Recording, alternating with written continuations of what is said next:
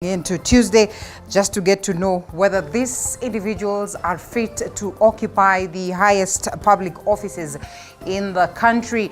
That is the nominees that were accorded, or that were accorded this honor by the president, picking them as, of course, his preferred individuals that are supposed to occupy his executive beat that then will determine where the nation goes. Just how possible is it for them to be successful on this very, very important journey in their lives and the lives of Kenyans?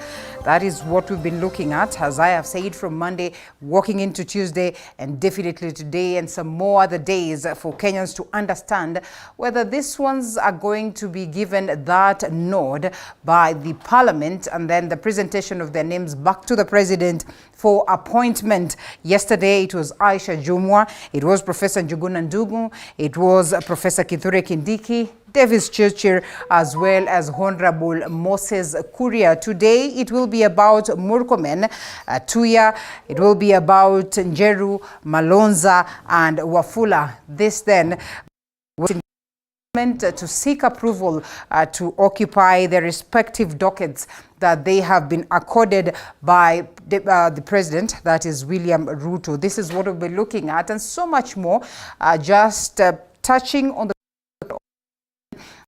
how it is for them to occupy these spaces of leadership. Welcome on board as we'll be engaging women this morning. I hope that you're part and parcel of the conversation. Remember, the hashtag as always is Morning Cafe Koalela TV 47 KE, and later on we'll be for Testy Wednesday before again we cross over to these sessions that are very, very crucial, the vetting processes that are ongoing. Karibu sana, get to engage with the broadcast. Now we have the dailies this morning, the Daily Nation. We also have the People Daily, and so we take a look at some of the stories that have been captured, as well as what it is that has been worked on by my editorial team. Front page of the Standard newspaper. The front page of the Standard newspaper has a lot of politics, as well as definitely touching on the question of graft in the country, not forgetting these vetting processes,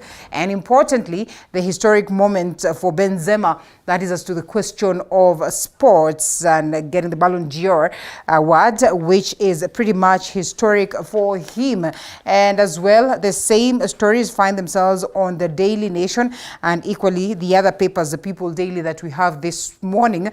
If you could get the front page of the Standard newspaper, Gachagua then making of a dead case. Is it so? Well, the Deputy President is a hair's breadth away, that is from freedom, as the lead investigators drop a bombshell. He was pressured by his boss to hastily craft a case against the politician, and as DPP Haji prepares to withdraw the case, had questions on the state of the criminal justice, as well as questions on the state of the system under the reign of the once acclaimed dynamic duo begin to emerge. That is a story captured on page 4. Of course, the front page expounded on page 4 of the Standard newspaper. The lead investigator claims that clear instructions were issued to rush investigations. Strict and fixed timelines were as well handed down.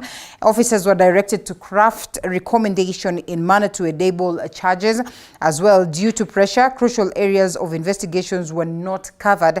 And lastly, case should be withdrawn to allow room for more investigations. It will be interesting to watch as to the question of graft as well. We realize that there's a story that has been captured on the page, or the front page, and expanded on page 11 of the Daily Nation that speaks of almost the same. We'll be getting to that. Away from it, Kenya's first bone marrow transplant, a story captured on page 3. That is on the front page, expounded on page 3. Historic moment as Hope City Hospital puts up first bone marrow transplant facility, and the unit performed the first bone marrow transplant on October 10th. And the patient, according to doctors, is responding well to treatment. Congratulations, as we look to see just how this moment will be for a majority of Kenyans that have had to travel across the borders just so they would have this, health process conducted on them. On this other side, Benzema, Alexia Wien, and Alexia, win Best Football Award and Football Star Awards. That is a story that has been captured on page 40. None does it better than Benzema and Alexia. Karim Benzema and Alexia Putellas win Ballon d'Or awards, as Messi 7 and Ronaldo 5 had won the award on 12 occasions. Congratulations to them. We also know that Putellas is definitely getting his again in defense after the previous win. And CBC reforms, Kenyans have 30 days to give their views. Definitely will be looking at that and so much more. But as well, on the front page of the Standard newspaper, we speak of more revelations as CS nominees face a tough test. The ongoing vetting continues to reveal the millions of shillings owned by President Ruto's hustler cabinet and secretary nominees, even as they face tough questions from legislatures. And definitely we're looking at Professor Njuguna, who is to take treasury, owning 950 million. Moses Kuria, trade and industry, 750 million. And Kithure Kindiki, who is to take the interior docket, has 544 million. As well as David Chichir, who says he has 482 million, who is to take the energy docket. And lastly, the lady to take public service, gender and affirmative action upon approval, then is 100 million shillings worth. And definitely also, she was questioned as to whether this is the only amount of money that, or this is the only amount of assets. And, that is as to the declaration that she enjoys. Now, CBC reforms, Kenyans have 30 days to give this setup reforms. This is the Daily Nation, the front page of the Daily Nation, a story that has been expounded largely on the back of the same. Speaks of you have a month to give views on education reform, and the parents have complained that the amount of homework their children are given under CBC is a little bit too much and expensive, because then they have to buy a lot of stuff. And the question is whether this translates really to making the students even better. Working Party called for submissions through an advertisement, and so we are supposed to present these views to the task force that has been set as well to look into the matter, just so we get to understand whether then we continue with CBC or what then would be the necessary adjustments to be made as to these reforms, or as to this, our system of education that has just been adopted recently. DPP to drop yet another case of graft, and trial of tycoon facing 2.2 billion tax evasion charges to be delayed. This is a story that has been expounded on page 11 of the Daily Nation, as of course he continues to drop some of these charges that are there, bringing the question to the fore as to whether then we are getting it right in terms of dealing with graft. This as Jumua's murder trial shaky, as victim's family decided that they want to let her off, and freedom beckons for tycoon. As I have said, court informed that Wamboi and Kenya Revenue Authority are in negotiations over the matter, and this is according to City Businesswoman. Yes, expounded on page 11.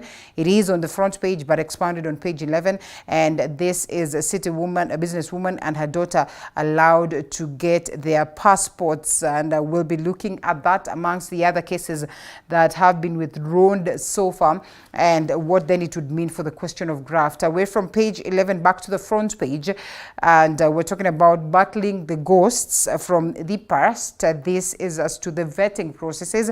As earlier mentioned, we'll be having Honorable Murkomen, definitely Tuya, Jeru Malonza, and Wafula appearing before the members of Parliament, but as well the faces of the individuals that were there yesterday, captured on the very same paper. Hard pressed, the president, that is President William Ruto's cabinet secretary nominees, equally came came under fire over allegations of impropriety in the past, ranging from questionable payments, murder charges, misappropriation of public funds, irregular procurement, and undue pecuniary benefits, and put up spirited defense and fights against the claims, even as members of parliament scrutinized their eligibility to serve in the highest level of public office. Will their past misdeeds catch up with them? Look at that on page 4 and 5. Also on this other side, for rogue DCI unit officers, the hunter is now being hunted, and detectives spent the better part of yesterday morning interrogating their colleagues who as well served in this special service unit, which the Criminal Investigation DCI boss George Kinoti formed in 2019. And of course, this has been established that the past 2 days have been hectic for the officers who were suspended and put under 24-hour surveillance. Immediately, the unit was disbanded. And of course, yesterday, interrogation centered around the disappearance of 2 Indians in an incident that threatens diplomatic ties between Kenya and India. Those are the key stories this morning. Mr. Director, if you could please put up the People Daily for us to look at what then this newspaper has in store for us this morning. The People Daily, just a second, let's try and get a hold of the People Daily this very morning to see what it details. A couple of matters definitely as to the vetting processes and so much more. Are you ready with it? Or we could shelve that for a moment and get to the papers. All right, there you go. Baptism of fire for CS hopefuls, and the faces right there appearing before the members of parliament just to see to it that they can defend themselves as to the questions of integrity, questions of graft, and see how lucky then they are to see themselves occupying these special dockets that have been accorded to them. And then definitely that will be formation of the executive. Away from it, Safaricom be baked the 393 billion of Kenya cake. Well, they have done so much so in terms of boosting the country's coffers, as they would say, way more than what it is that they have done on their very own coffers, and that we appreciate. Benzema finally wins Ballon d'Or. Congratulations to him. Technically, the very stories that have been captured on these other papers, and therefore we shelve them as we look forward to see what plays out today on the vetting processes. As to what has been prepared by my very own team, a middle-aged woman died by suspected suicide, that is on a mango tree, in the presence of her 2-year-old son in Ishangi village, Mwea East. And according to residents, the cry of the baby brought them closer to the scene where they found the body of a woman hanging from the tree. Chichi Josephine with that. Sorrow, shock and disbelief gripped residents of Isangi village in Mwea East sub-county after the body of a middle-aged woman was found hanging from a mango tree in what is suspected to have been dead by suicide. Residents say that a baby's cry drew them closer to the scene, and on arrival at the nearby mango plantation, they found the body of the woman hanging from the tree while the son was holding her legs, an indication that she could have died of suicide in presence of a 2-year-old son. Nilikuja kazi kwa mzee Ngale. Sasa nikiwa huko nikaenda kutafutia mbuzi nyasi. Kufika kwa kahawa nikasikia mtoto analia.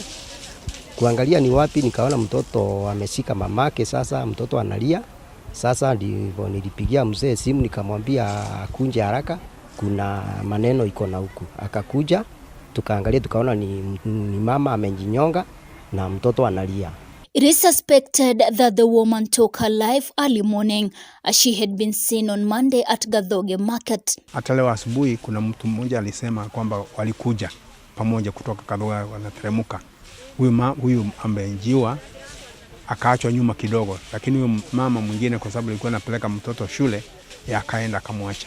However, no villager nearby recognized her, with some saying that she might have come from another area. Nasikia kuna watu wanasema wanamuonanga Gathoge, pengine asubuhi alionekana.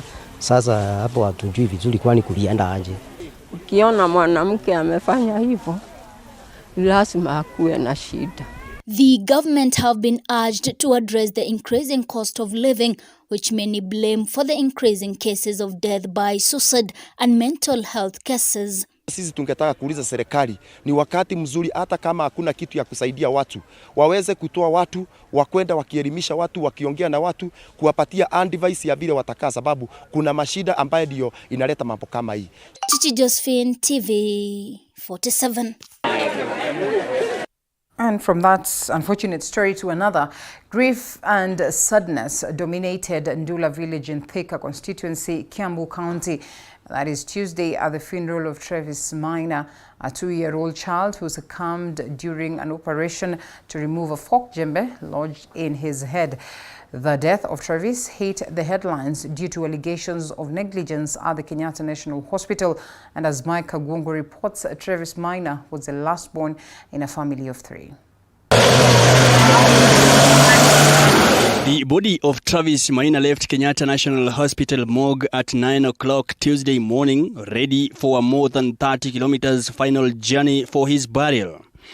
When his body arrived in Ndula village, Thika constituency, a state of sadness and grief rented the air, as family members and friends came to witness his final send-off.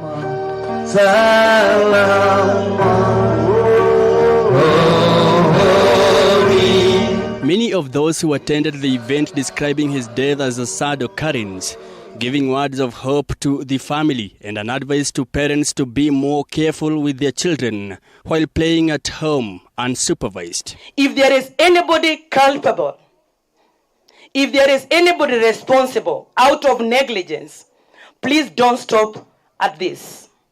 Follow it up until justice is found, if not for Travis, at least for the mother. Huyu mtoto hata akawa mtu mkubwa, mupeane hii story venye iko, asikai hata siku moja aone ameua nani? Ndugu yake. Travis Minor passed on last Tuesday at the Kenyatta National Hospital while he was undergoing surgery to remove a fork jembe lodged in his head. Serikali yetu ikiongozwa na president wetu William Samoei Ruto wajue ya kwamba health is a basic need. Na hakuna mtu anaweza taka kuumia juu ya kukosa pesa. Tunamuomba kuwe na reforms Kenyatta National Hospital na hospitali ingine ambayo iko na udhaifu, ili mambo ya kuitishaga watu deposit ili waweze kuwatibu, hiyo maneno ifike mwisho. Wacha Travis akuwe ni wa mwisho.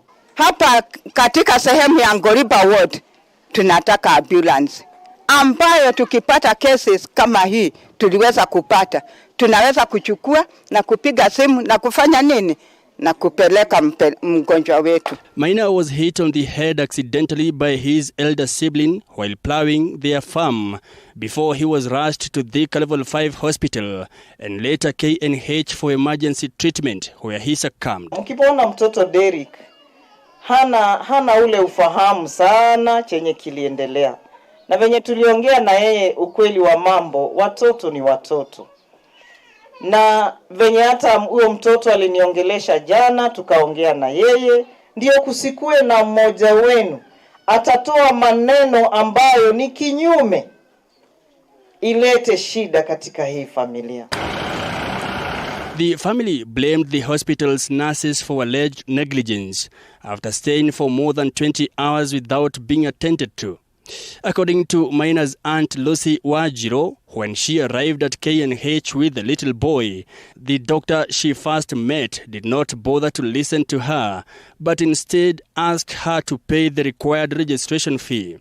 They spent the night holding the little boy in their arms until Tuesday morning, and the only thing the doctors did was to administer fluids as well as taking photos. Hizo ofisi ziwe active hadi sasa hapo wange make decision kwanza mtoto atibiwe, hiyo mambo mengine itakuja baadaye. Travis was born on the 7th of July 2020 and has left behind 2 siblings aged 4 and 7 years. Travis Minor's 2 years 3 months spell came to an end Tuesday at his home in Ndula village after being laid to rest. leaving behind a grieved family with questions crisscrossing their mind on what transpired before his death. Mike GOtv 47 from Ndola village in Thika Town constituency, Kiambu County. Indeed, may his soul rest in eternal peace. Our family and friends of the late former Member of Parliament for Ainabkoi constituency, that is William Chepkut, converged in Uasin Gishu County for his burial ceremony. The family has mourned their own as a jovial and witty character who liked being around people, while his fellow leaders have mourned him as a leader who was a giver and gave those who needed a listening ear. The late Chepkut died on Saturday, October the 8th, after encountering health challenges, as Cheptoboit details. Family and friends of the late former Member of Parliament for Ainabkoi constituency, William Chepkut, gathered at his home in Ainabkoi, Uasin Gishu County for his burial ceremony. That even as I lay my father to rest, that I do not disgrace him but honor him in his last moments. He was a humble servant, a kind giver, and an ambitious man. He was always reminding me of hard work, respect, and always telling us that knowledge is power. The family has mourned Chepkut as a disciplined leader, with respect being his pillar. Sudi, I'm asking you for one favor. I ask you to tell the current president now.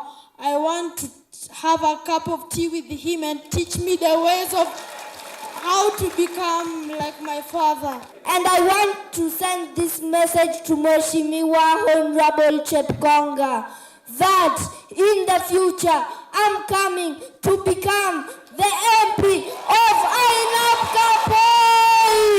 Tonight he brings my ndichoma, then he wakes me up and says, Various leaders who attended the funeral have mourned Chepkut as a leader who was a giver and always served his people to his best. The country has lost an exemplary and selfless leader who was faithful to the people he served. A very generous-hearted person. If you call Chepkut and he's busy doing his things, he will abandon his and come and do yours. Na alisimamia haki na akasimamia wananchi wote. Akiwa na shida Chepkut anasimama. He was a God-fearing and resolute leader who cared for the welfare of the constituents and Kenyans at large. Chepkut, who served as the Member of Parliament for Ainabkoi between 2017 and 2022, met his death on Saturday, 8th of October, after collapsing at his home in Nairobi and was rushed to hospital, where he was pronounced dead upon arrival. According to the family, Chepkut has been ailing for some time. He got an accident in a city hotel which resulted to a knee fracture. The former lawmaker died of a blood clot.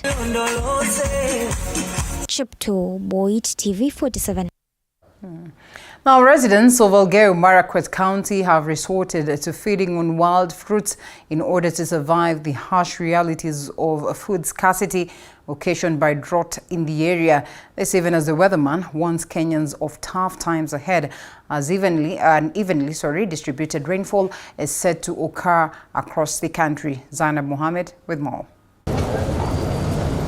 Even as many Kenyans continue to face a bleak future due to the biting drought, the weatherman has some not so good news. Many will have to endure the drought further, with the weather patterns compounding the already dire situation. The weatherman predicts that rainfall in October will be unevenly distributed across the country.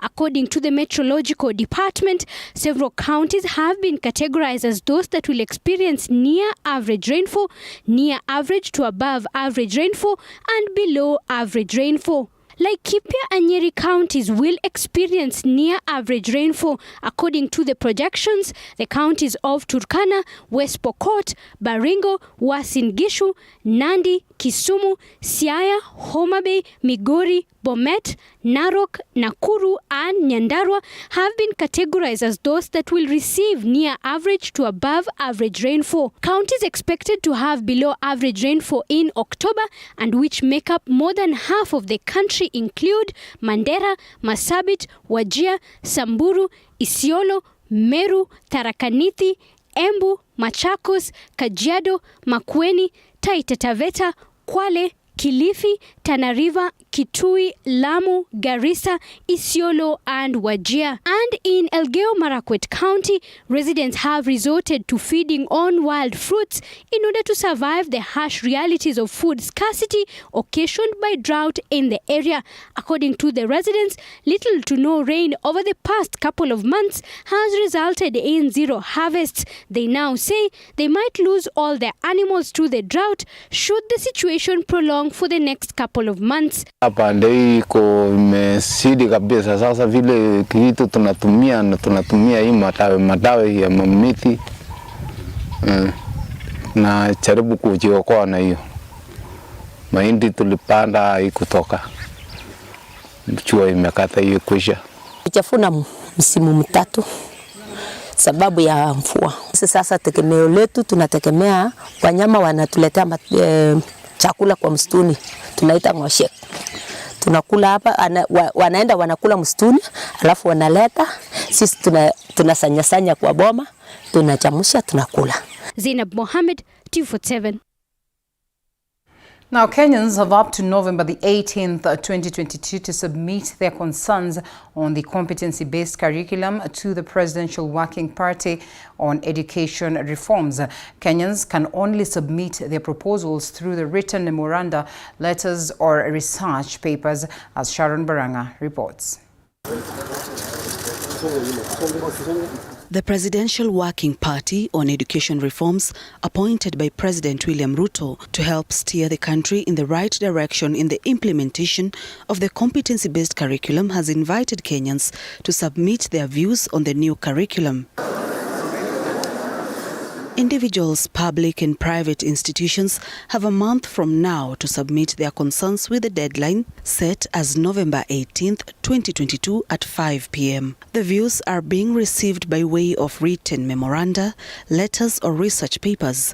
The Working Party is expecting to receive views on appropriate structures to implement CBC, governance of the basic education sector, appropriate financing framework, among others. The Professor Raphael Munavu-led Working Party is expected to deliver a conclusive report on CBC recommendations to the President after 6 months. The competency-based curriculum has been on news headlines for quite some time, with parents complaining that the curriculum has been a burden to them and at the same time it is expensive, especially to families in the low-income bracket. But the government has maintained that CBC is here to stay. Sharon Baranga, TV 47. Thanks, Sharon, for that. Now, the supremacy battle that is looming in the Nairobi County Assembly will be a litmus test for Speaker Ken Ngondi, as he is expected to make his ruling next week, Tuesday. This comes as the Kenya Kwanza and the Azimio coalition counterparts named their majority leaders last week.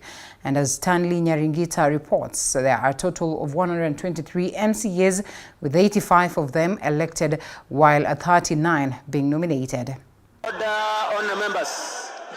The push and pull on which political outfits form the majority in the Nairobi County Assembly is still protracted, even as Speaker Ken Ngondi is set to rule on the matter next week on Tuesday. You know, the MOU signed between the Azimio parties, the binding agreement, shows that we are the majority.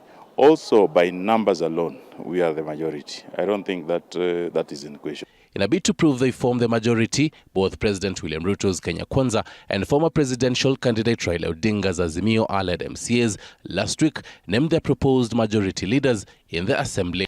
UDA named Waithaka MC Anthony Kirangu as the majority leader and proposed that he be deputized by South P MCA Waithera Shege.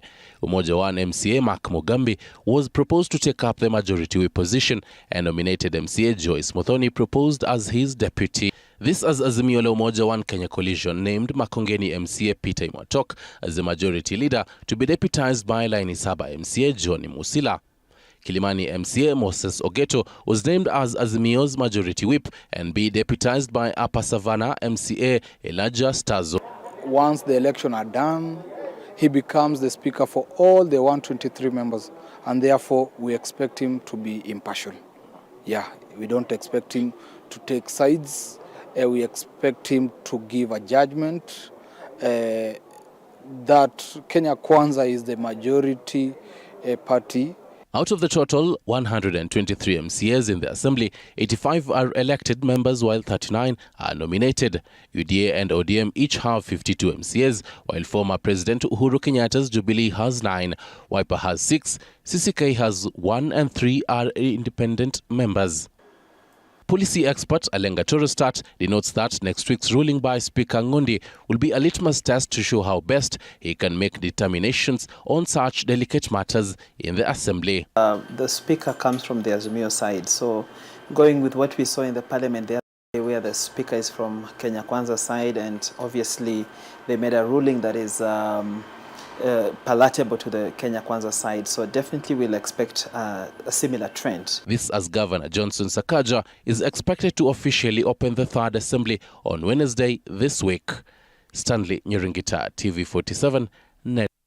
Now, Gender CS nominee Aisha Jumwa on Tuesday, October 18th, broke down before the National Assembly's Committee on Appointments as she detailed her troubled her humble background and rise to prominence. Aisha Jumwa also wept as she narrated her early marriage ordeal.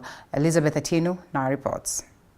At exactly 2:20 p.m. Tuesday afternoon at the National Assembly buildings, it was the turn of Cabinet Secretary nominee for Public Service, Affirmative Action and Gender Aisha Jumwa to get on the hot seat and defend her nomination for the position before the National Assembly Committee on Appointments. The CS nominee, known to many as aggressive and strong, today revealed her rarely depicted soft and emotional side when she uncontrollably broke down in tears, narrating a difficult upbringing. The CS nominee telling the legislators how she grew up in a low-income family and how hard it was for her parents to take care of her and her 27 siblings. I have come from very far. I was born and raised in humble settings in a historical fishing village known as Takaungu in Kilifi North constituency in Kilifi County. And my parents were poor. They used to struggle to provide for me. Boss yourself, we have all walked the same journey. Born on the 28th of March 1975 in Kilifi County, Aisha Jumwa painfully narrated how she was born in a polygamous family to Karisa Katana and Sidi Kazungu. So I went to a local school known as Takaungu Primary from 1983 to 1991. Absolutely no prospects to expand my horizons, so I was just there. And little did I know the sad fate that most of the rural girls face awaited me with open arms: early marriage. Her marriage, however, did not last long after she refused to be a housewife and decided to pursue her ambition in politics, a move that did not sit well with her husband. So, Mr. Chairman, I got married off. And in that union, I became a mother of my firstborn.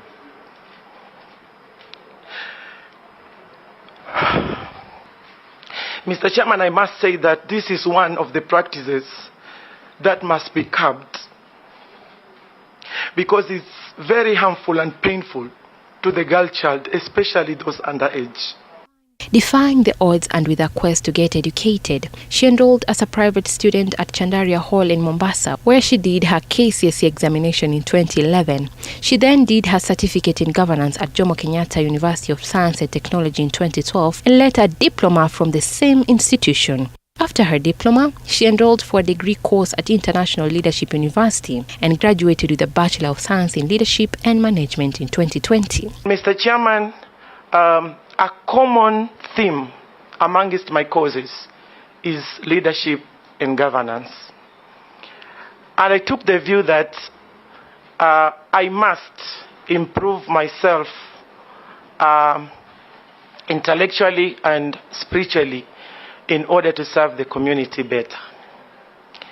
Being a vocal voice in youth, women and persons living with disability matters, Aisha became the first Kilifi woman representative in 2013, which she won on an ODM party ticket. She was later elected Malindi Township Member of Parliament and has since wrestled and stood out as one of the fiercest women politicians in the country. Yes. Elizabeth Atieno, TV 47. And in the same breath, several cabinet secretaries were put to task to explain how they will use their positions to improve the lives of Kenyans. And as Andrin Kilemi reports, the nominees put their best foot forward to try and convince the legislators that that the ones that are vetting them on why they are the best pick. As the vetting of cabinet nominees entered day 2, questions to revive the economy that has been continually termed as dilapidated by the Kenya Kwanza government came up. As it stands, the cost of living has risen and many Kenyans are facing economic hardship. Also, the cost of basic commodities has skyrocketed and is beyond the reach of many Kenyans. National Treasury and Planning Cabinet Secretary nominee Njuguna Ndong'o, who is set to play a vital role in restoring the economy if approved, told the 15-member committee led by National Assembly Speaker Moses Wetangula that there was need to create buffers in the economy to mitigate economic shocks in the short term should they arise. And those buffers, for example, related to food security.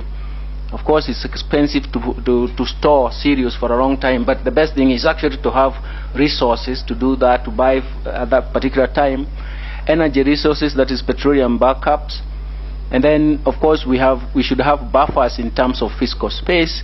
And finally, we should have buffers from the central bank in terms of foreign exchange reserves. The former central bank governor and university lecturer, if approved by parliament, will take charge of the national treasury at a time when the economy is crippled with debt, inflation, joblessness, high cost of basic commodities and hunger.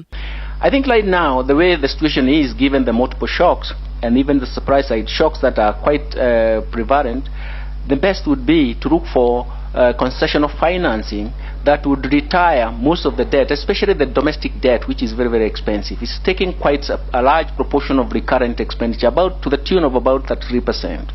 Energy and Petroleum CS nominee Davis Chirchir, appearing before the Parliamentary Committee on Appointments, said the solution to bringing down the cost of power lies in reducing the cost of electricity distribution, and further noting that the country needs to upgrade its network, saying it is weak.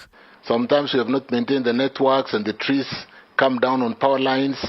Some of the posts are rotten and we really need to upgrade our network. To face the legislators include Roads and Transport CS nominee Kipchumba Murkomen, Environment and Forestry CS nominee Soipan Tuya, Penina Malonze of the Tourism and Wildlife Ministry, Zakaria Mwangi and Susan Wafula of Lands and Health, respectively.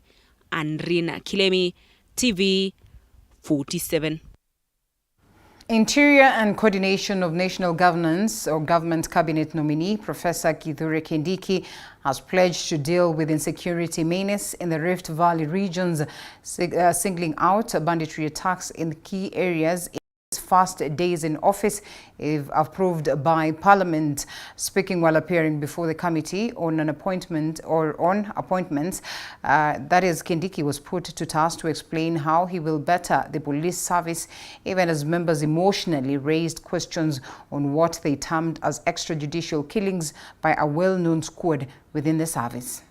The county still. Issues to the threat of insecurity in various parts of the country took center stage during the grilling of Interior Cabinet Secretary nominee Professor Kithure Kindiki, who appeared before Parliament's Committee on Appointments.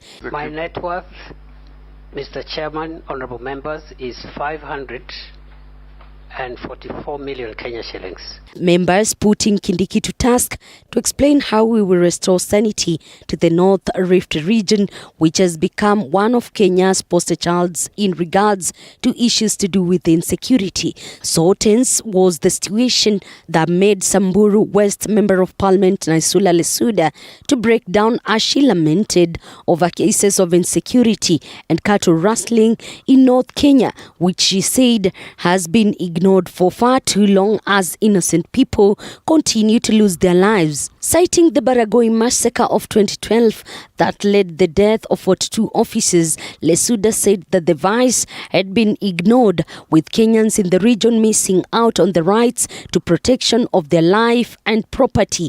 Kindiki vowing to make it his first assignment to deal with banditry in the said areas. Tend to do differently from your predecessors, away from the usual rhetoric and threats. Perhaps you need to come and live in Kurkur, Pora, Longewan, Losuk, incognito for only 1 week. Come and stay there. What strategy or are your thoughts do you have to end this menace once and for all, so that as a leader I can execute my other national duties and not concern myself only on matters security? To address the issue of banditry in the North Rift, I have been instructed, subject to this approval process, to make sure that we deal with banditry once and for all in the North Rift. Some of the issues that came to the fore as remedies to the lethargy by the law enforcement to deal with the insecurity scourge, including cleaning of the police service. This coming just days after President Ruto ordered the disbursement of the Special Service Unit within the DCI, which he said was responsible for increase in the cases of extrajudicial killings. Professor, Honorable Chair, that has suffered this extrajudicial killing, but they name it operation so that it looks good, it looks accepted to be meted on a community like Pokot.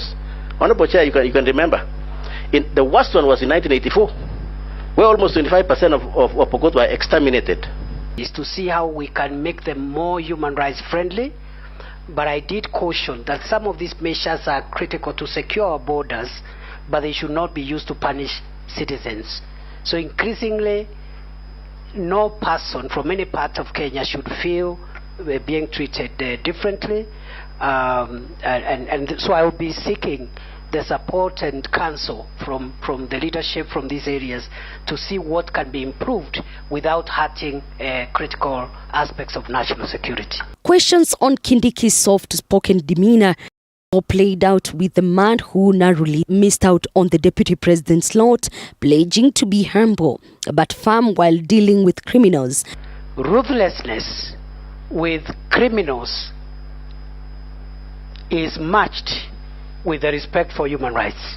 So law-abiding citizens don't have anything to fear. There will be no extrajudicial killings. There will be no abuse of human rights. But we will do to criminals what needs to be done for them under both national and international law.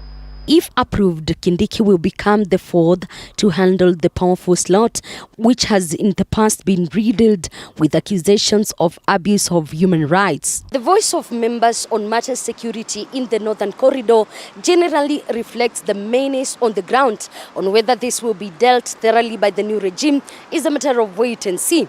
Elizabeth Mutuko, TV 47 Palm Biddings, Nairobi.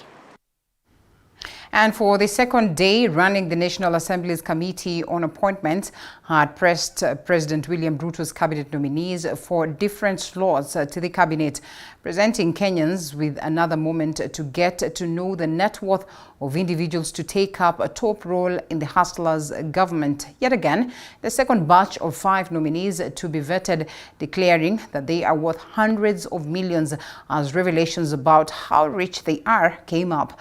Morgan William with a story. First to appear before the National Assembly's Committee on Appointments chaired by the Speaker of the National Assembly, Moses Wetangula, Tuesday was the Interior Cabinet Secretary nominee Kithure Kindiki.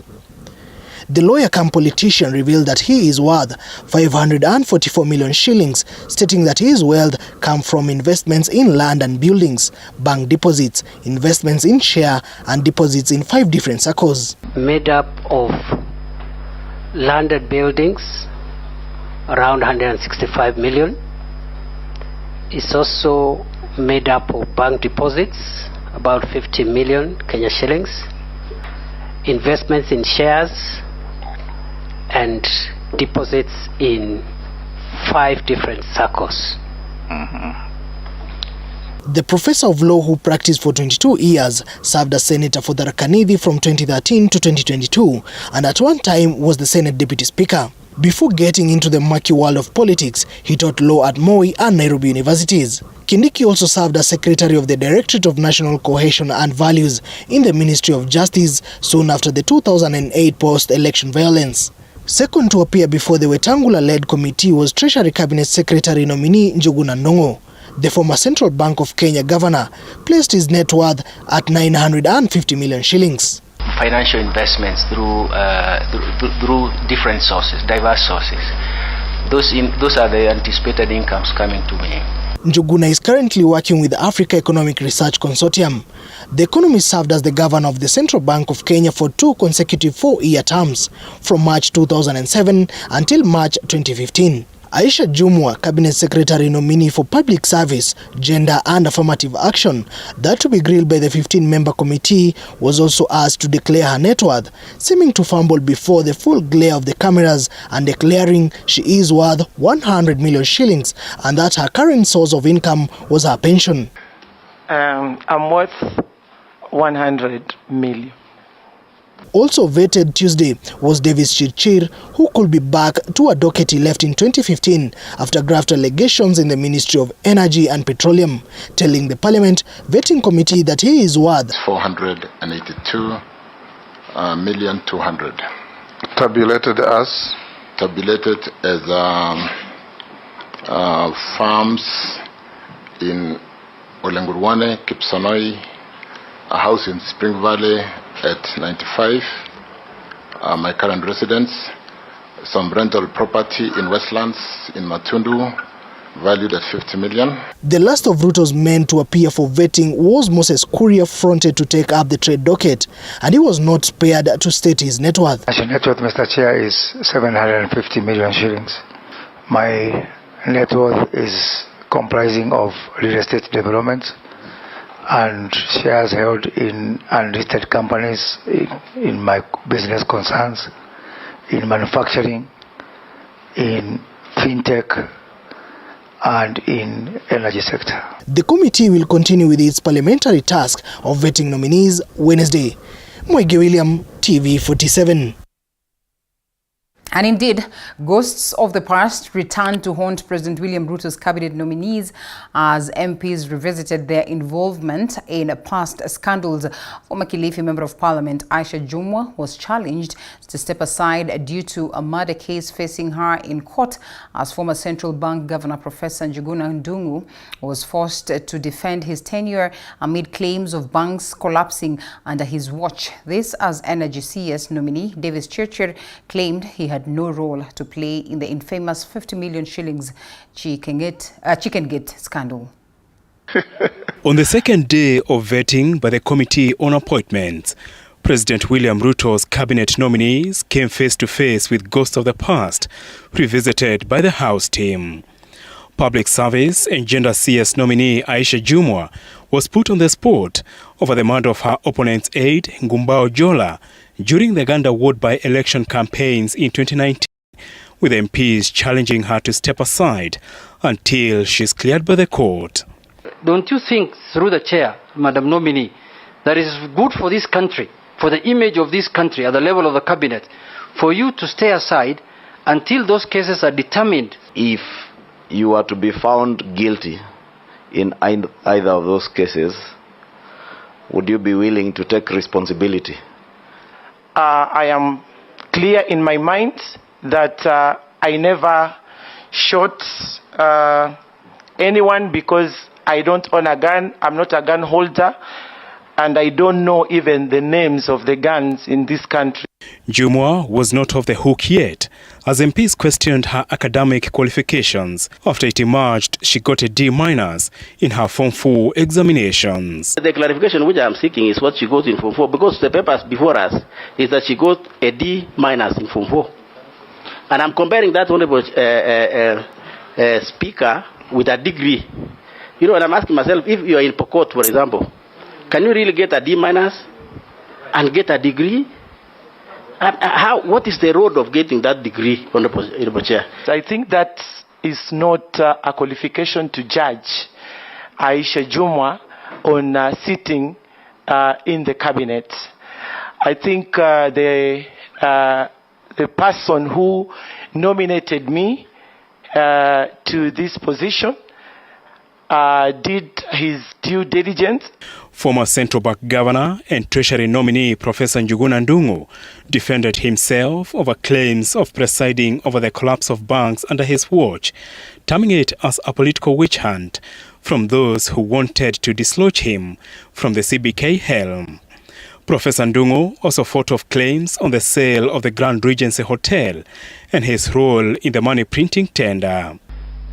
During a time in CBK, every single mega project that you undertook was dogged by matters of corruption. I've been a victim of abuse of the criminal justice system.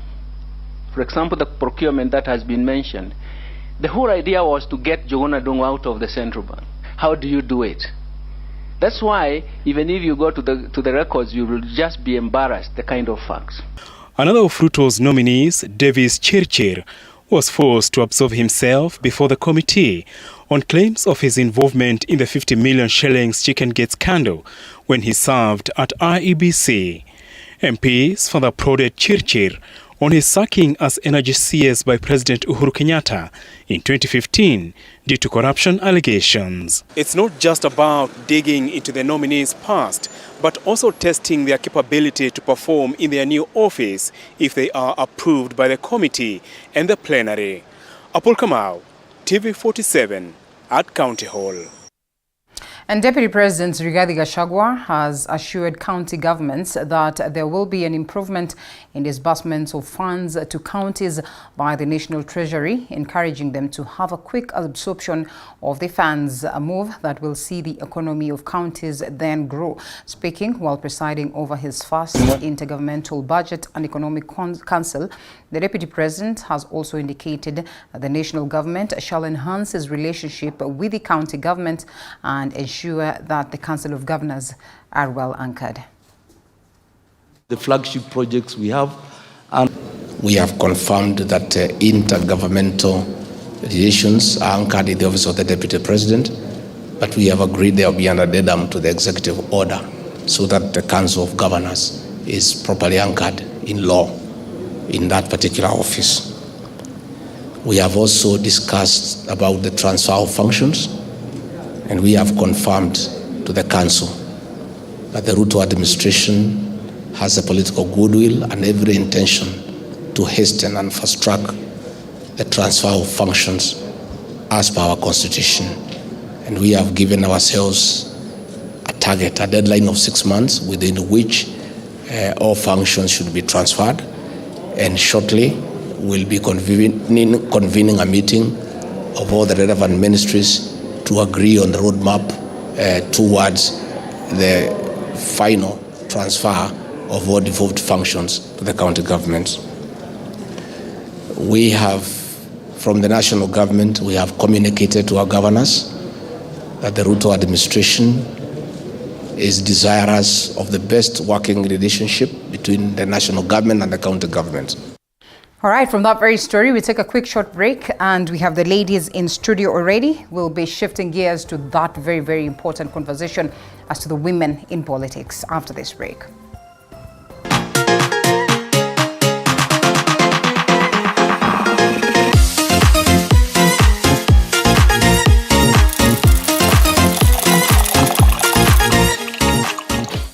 You are watching TV 47, the home of untold stories.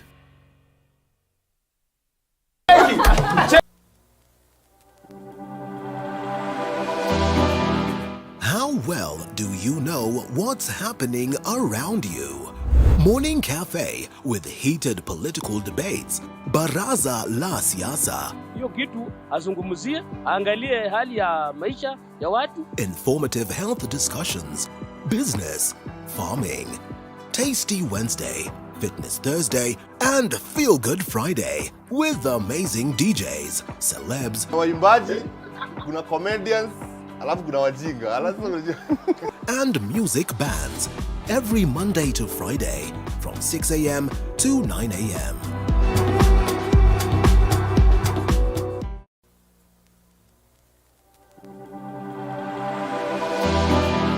How well do you know what's happening around you? Morning Cafe with heated political debates. Baraza la Siasa. Hiyo kitu azungumzie, angalie hali ya maisha ya watu. Informative health discussions. Business, farming. Tasty Wednesday, Fitness Thursday, and Feel Good Friday with amazing DJs, celebs, waimbaji, kuna comedians, alafu kuna wajinga, and music bands every Monday to Friday from 6 a.m. to 9 a.m.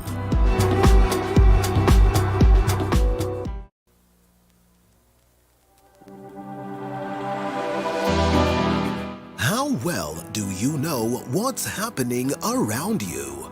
Morning Cafe with heated political debates. Baraza la Siasa. Hiyo kitu azungumzie, angalie hali ya maisha ya watu. Informative health discussions. Business, farming. Tasty Wednesday, Fitness Thursday, and Feel Good Friday. And not just with our friends, but how well do you know what's happening around you? Morning Cafe with heated political debates. Baraza la Siasa. Hiyo kitu azungumzie, angalie hali ya maisha ya watu. Informative health discussions. Business, farming. Tasty Wednesday, Fitness Thursday, and Feel Good Friday with amazing DJs, celebs, waimbaji, kuna comedians, alafu kuna wajinga, and music bands every Monday to Friday from 6 a.m. to 9 a.m.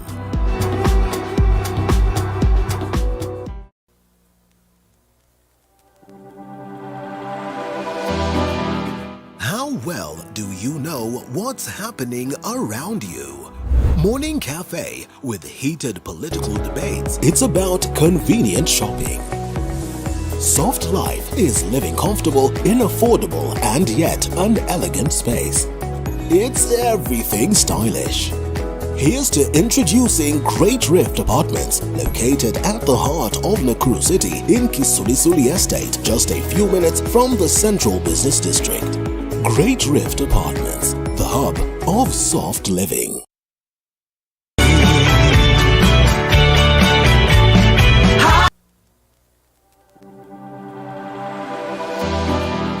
How well do you know what's happening around you?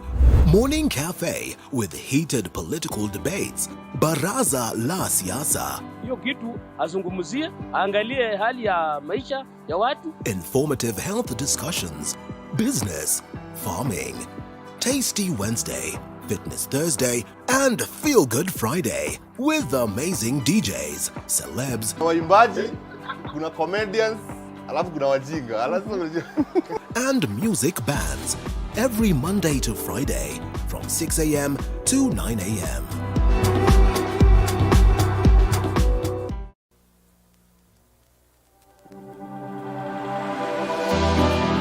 How well do you know what's happening around you?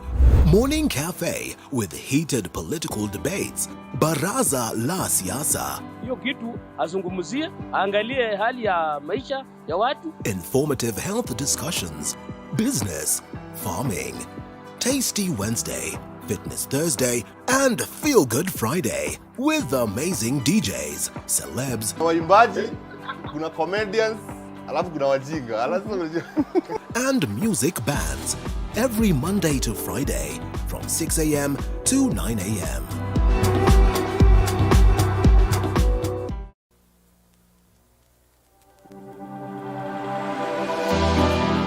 How well do you know what's happening around you? Morning Cafe with to a society that embraces the contribution of women, but just how much of goodwill is there towards making sure that we have women occupying spaces in politics, spaces of leadership, spaces in manning and leading cooperatives, and so many other spaces that have for the longest of time been considered as spaces of men. Definitely a conversation that we have had, and we are looking forward to have some more until we get to that point where we say now the ladies have indeed dominated. If not dominated, then the ladies have indeed gotten this space. They have done so much, tremendous progress in terms of contributing to society. But just how much is this appreciated? Honorable Member of Parliament of Naivasha, that is Mheshimiwa Jane Kihara, is with us this morning for this very, very important conversation, as well as Honorable Cecilia SIGNET, woman representative of Turkana County.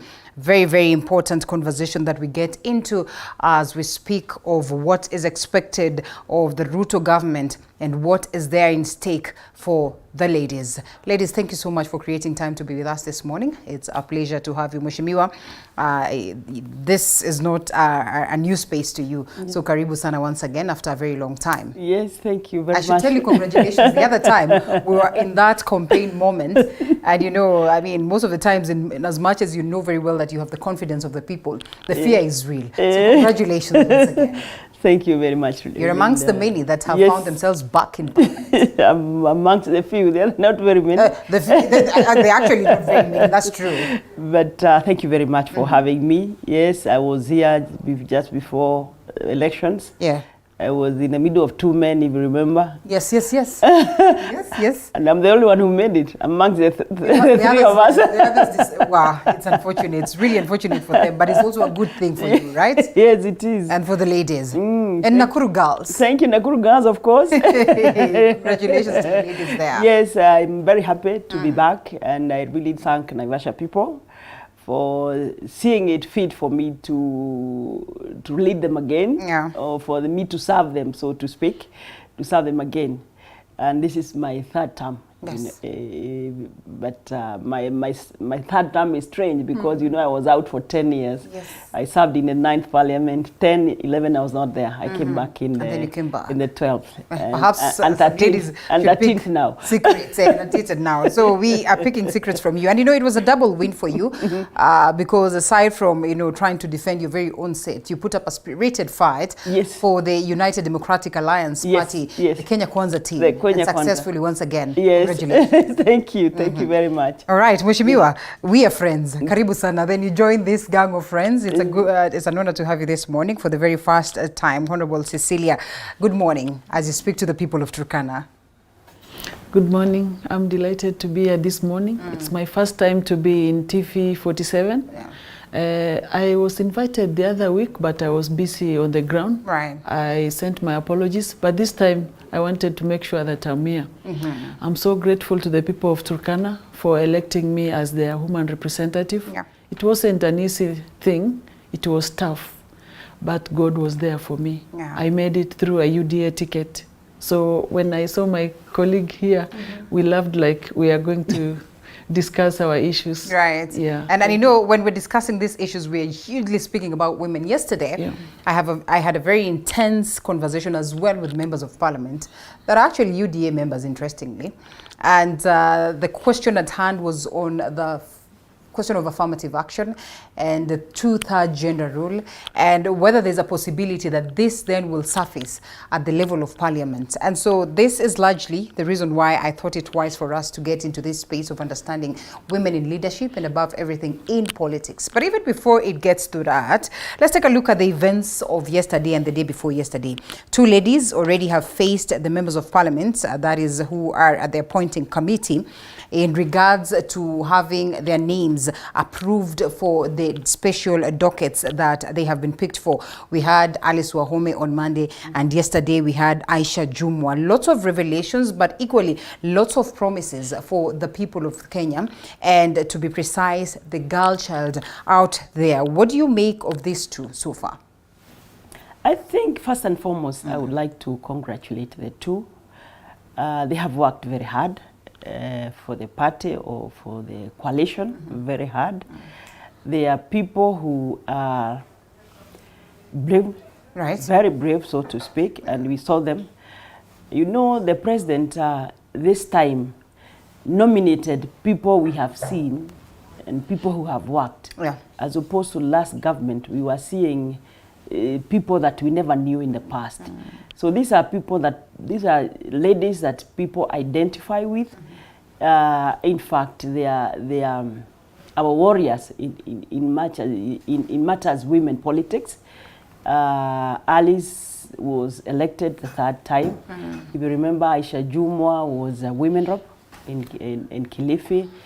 She took a parliamentary seat. She a single constituency. Then she gave a stab to governor, which she didn't make. And also she is an icon in our coalition in the coast. She's been working very, very hard. And I think they faced them well. Personally, I was very impressed. I didn't get to see Aisha live. But the bites I saw in the evening, I was very happy. I was very happy. And of course, this is a message to the girl child. And you know, while this was this is generally a vetting committee. You know, there are instances where there are some of them that felt like, you know, she's being targeted because she's a woman, to a point of coming, you know, to appear as though they are defending her. And you know, the speaker then, or the chair, says that I know Aisha Jumwa, she's capable of defending herself, and therefore you really do not need to go to such levels. Are we still in that space of society where the girl child, where the woman, where a person that we have all watched putting this fight that you speak of, this energy in terms of boosting the UDA, then can appear as though she's being targeted? Yes, we are there, but I think we have broken the ceiling, so to speak. Like I said, she's come from very far. She was very visible in the campaign, and she has the issues. Having come from very far down, it means that she knows what she's going for. She knows what is required of her. And we have been in this women movement for a long time.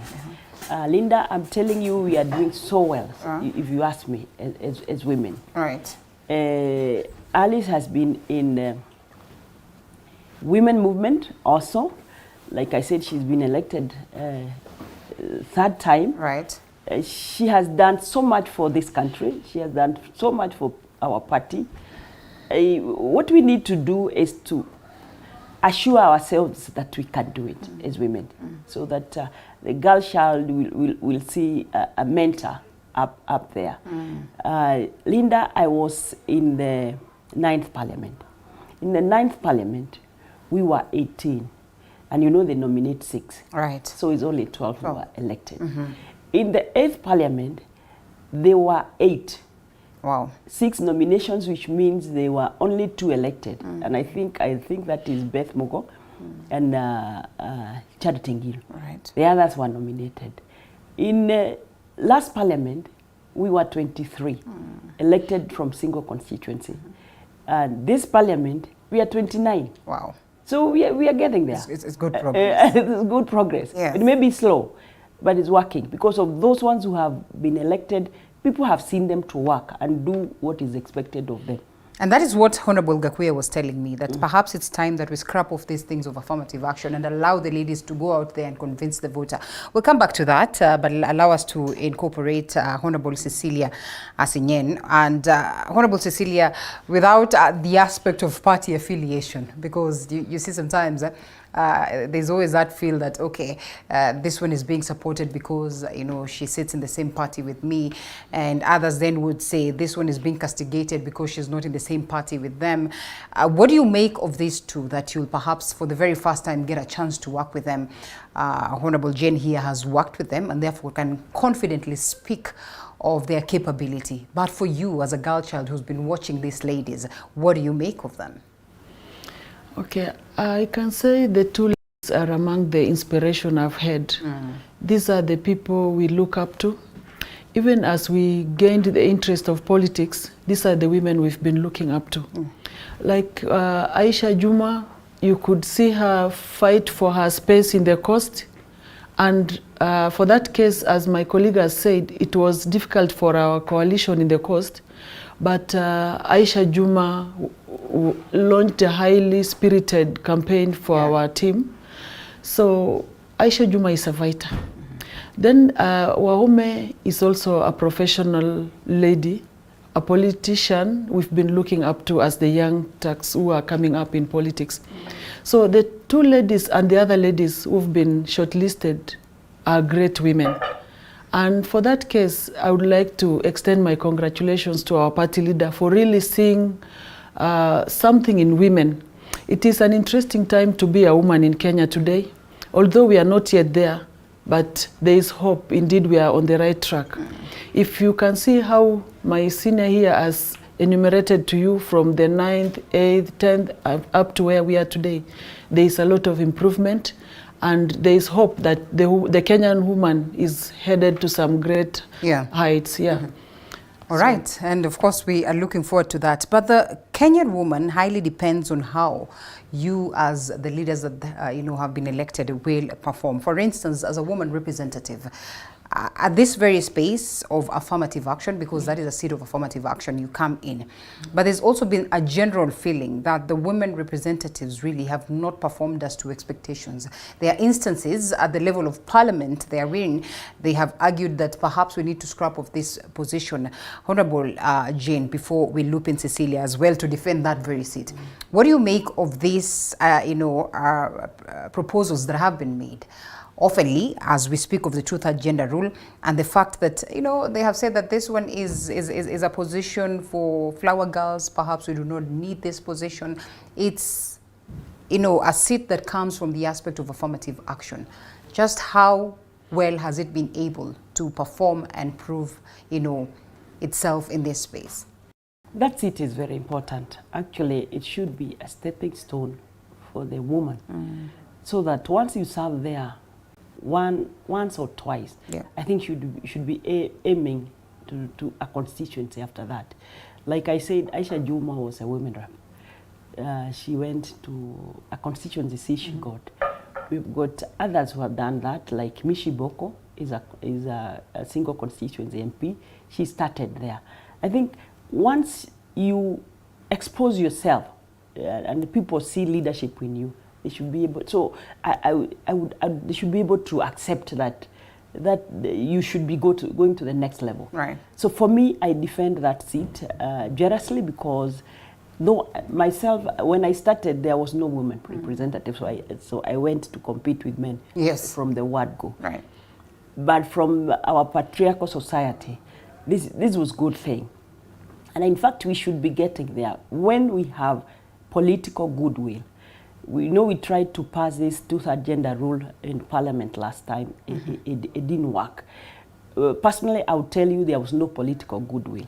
Because I do not see why President Uhuru and Honorable Raila would not marshal their troops to come and pass the bill. It's just because there was no political goodwill. Goodwill. If there is, and I think this time it's there because, as you know, even our president signed a charter with Honorable Member of Parliament, if my memory serves me right, the several occasions we've had this debate being raised at the level of Parliament, those ones that were opposed to it, in as much as it didn't appear outrightly, or at least those ones that put a question mark to it, that is the two-thirds gender rule. A majority of them were from the side of the current now UDA or Kenya Kwanza. What makes you think there's going to be a change of tone? I am saying this, the government then belonged to President Uhuru. Okay. But the members of Parliament really they are the same. That's what I'm saying. You know, I talked about President Uhuru marshalling his troops to come and vote, but he did not do that. Neither did Raila. Now, President Ruto has already signed a charter with women. You can see how he performed in nominating women, though we didn't get to the 50% promise. Though we didn't get the 50% promise. I think this is the best that has ever happened. So we are hoping this time there's going to be a formula somehow that we should be able to attain the two-thirds gender. Okay. Why the women rep position and not any other elective position? And just how much of a difference has the previous women representative, brought to the people of Turkana, and just how different will your reign be? Okay, the woman representative seat is supposed to be there, and that is what has brought the Kenyan woman to the limelight in politics. Before the introduction of that woman rep position, the Kenyan woman position in politics was very minute and not feasible. But when the woman rep position came in, it gave us somewhere to start from.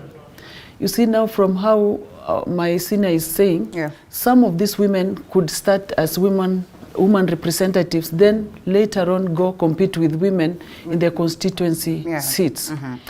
And I think what is lacking is the enhancement of the woman representative docket. You see, in terms of campaigns, you do campaigns equal to that of a governor. You have to cover the entire county, convincing the electorates in the entire county. Then later on, in terms of docket and the resources you manage, it cannot be compared with even a constituency one. So in itself, it's marginalized. That position is marginalized. So we are looking forward to a situation where there will be a deliberate move to enhance a fund in that seat, such that if you think of 40 million for a county like Turkana, you multiply it with times the constituencies in that particular county. Because this woman is supposed to be feasible in all those sub-counties in her county. But you find, as it is now, you are given little money and you have to ensure you are feasible in the entire county. For instance, even we are having a headache in identifying the people who work in our offices now. We've not submitted names because you have very little chances as compared to a constituency member of parliament, yet you have to show the face of the county. So it's a challenge. But at times I have hope because our party leader, the president, usually reassures us and promises us that he will enhance that fund. He assures us that he will improve the position of the Kenyan woman in politics. So there will be no need of coming from a woman representative to a constituency level if that position would be enhanced in terms of docket, in terms of portfolio. We will be comfortable in that position.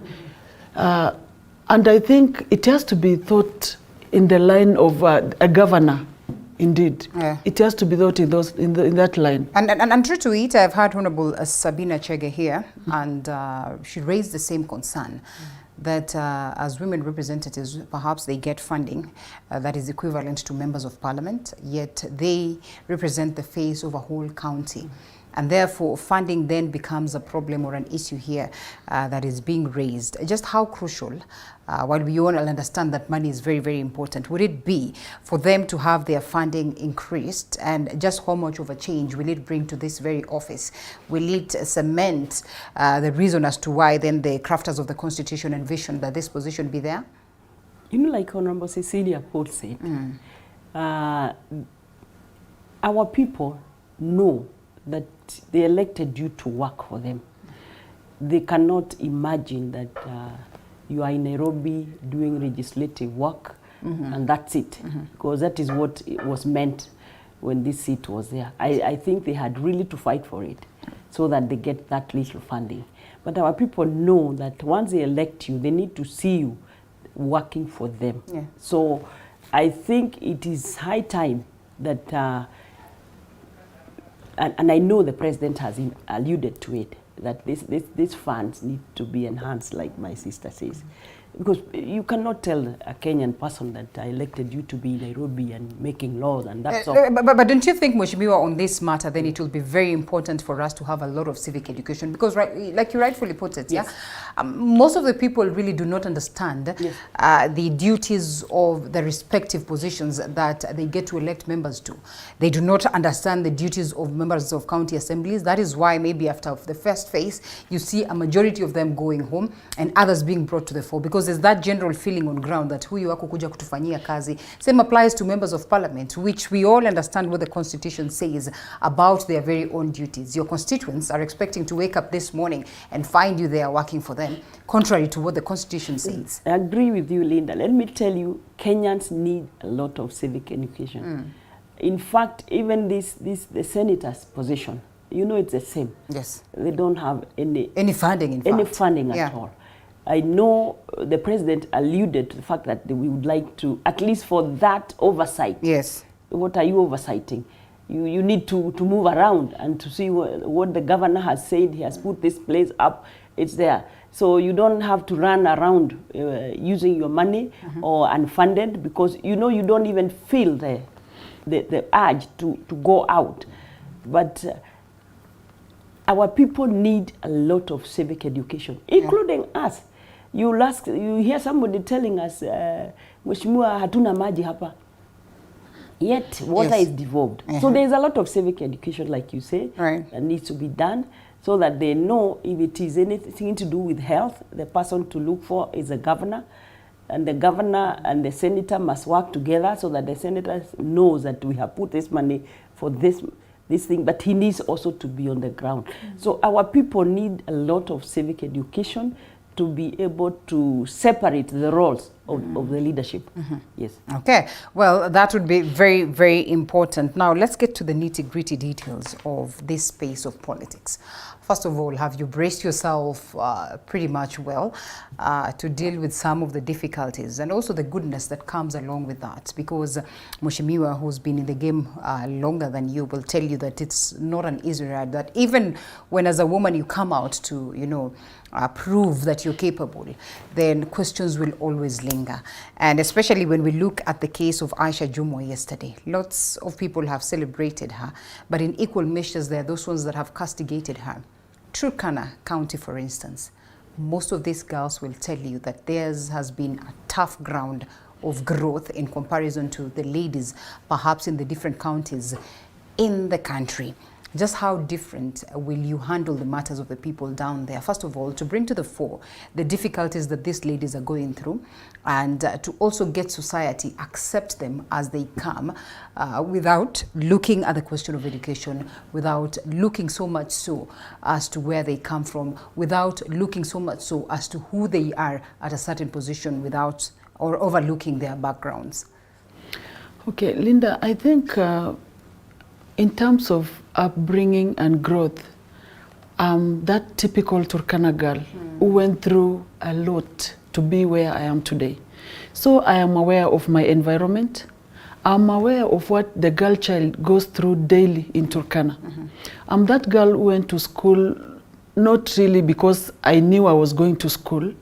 I went to school maybe to go and feed, because there was no food at home. Okay. I went to school just for fun, to see people there going to school. But at long run, I got to learn. I got to know. I was pursuing my education life. So I know what the Turkana girl goes through. In the first place, there are still those practices that are unacceptable, that are still going on, of a girl being thought to be a wealth creation thing. You can be brought out of school, then you are married off that early marriages are still happening in Turkana. Yeah. Forced marriages are still happening in Turkana.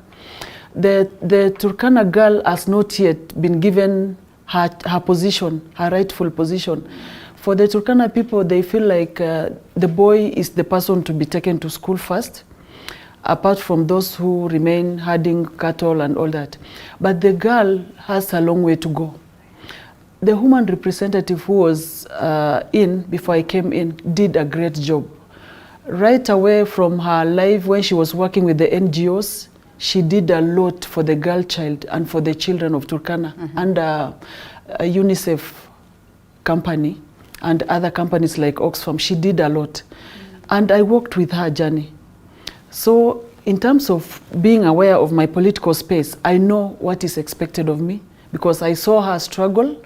I saw her confront the challenges that come with this position. So I'm prepared. And I will just give it my best shot. I'll give it my best shot. Because in terms of, and that's why I started by mentioning about the funds in this kitty. Because I knew even if I have the best ideas, if there is no money to sort these issues, they will just remain ideas. So I'm ready to take it to another level.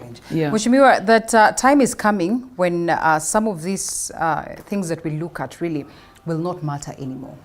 That you will be told, you know what, just because you're a woman, it does not mean then that you should be given priority or you should be considered as, you know, a person who's in that space of vulnerability, that just because you come from a very unfortunate background, that should not be a matter, because very many women are.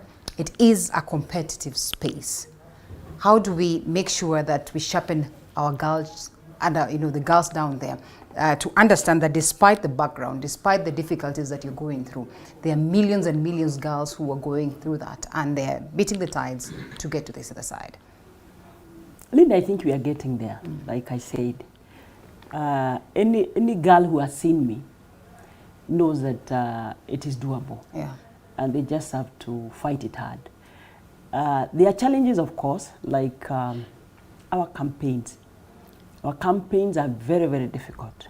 When you campaign against, it's not going to be easy.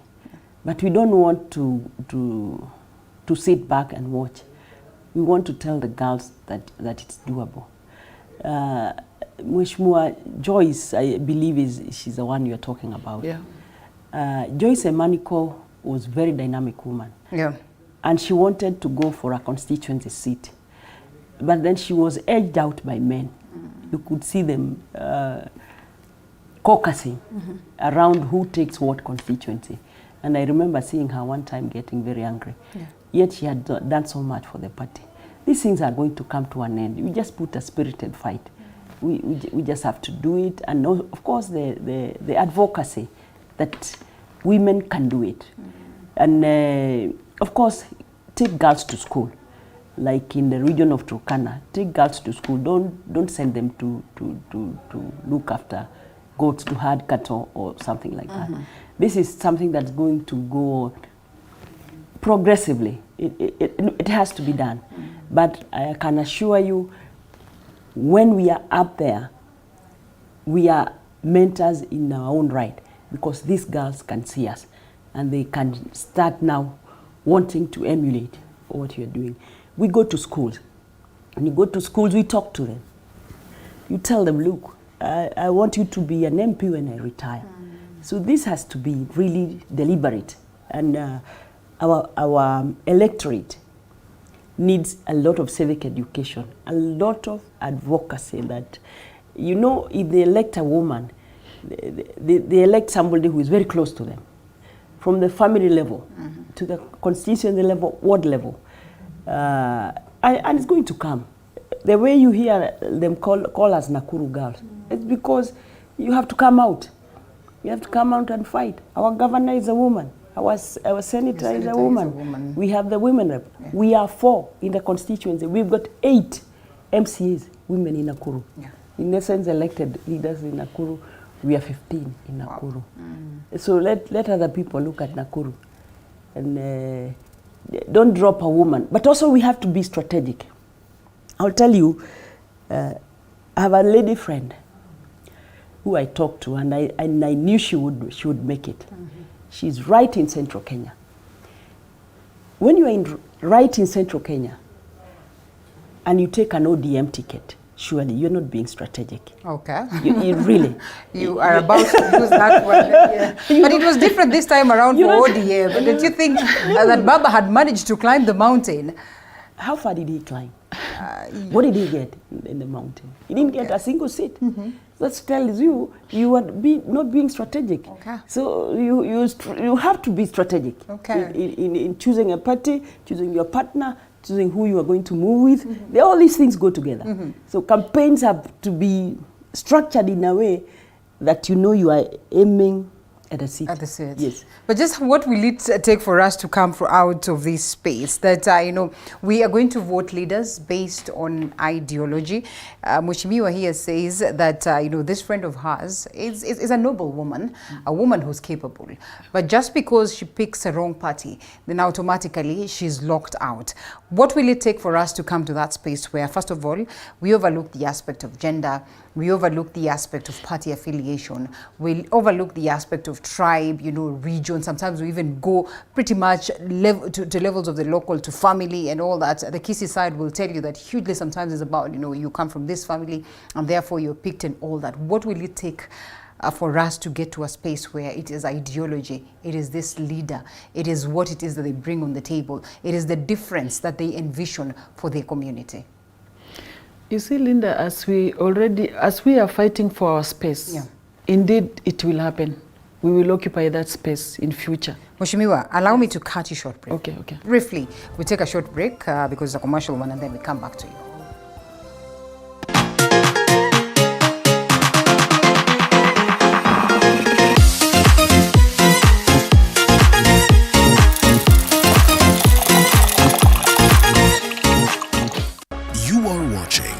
TV47, the home of untold stories.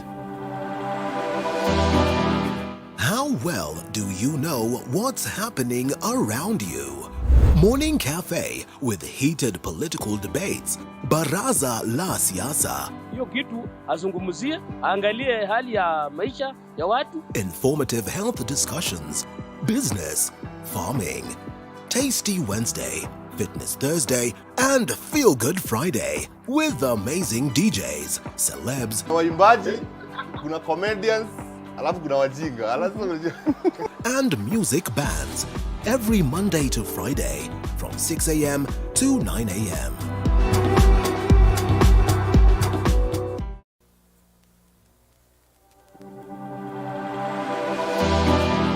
How well do you know what's happening around you? Morning Cafe with heated political debates. Baraza la Siasa. Hiyo kitu azungumzie, angalie hali ya maisha ya watu. Informative health discussions. Business, farming.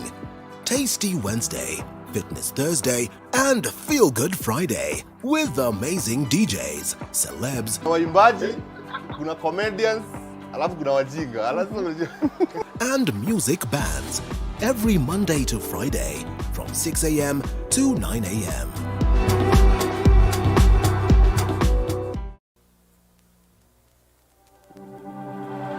All the men, you can sort your.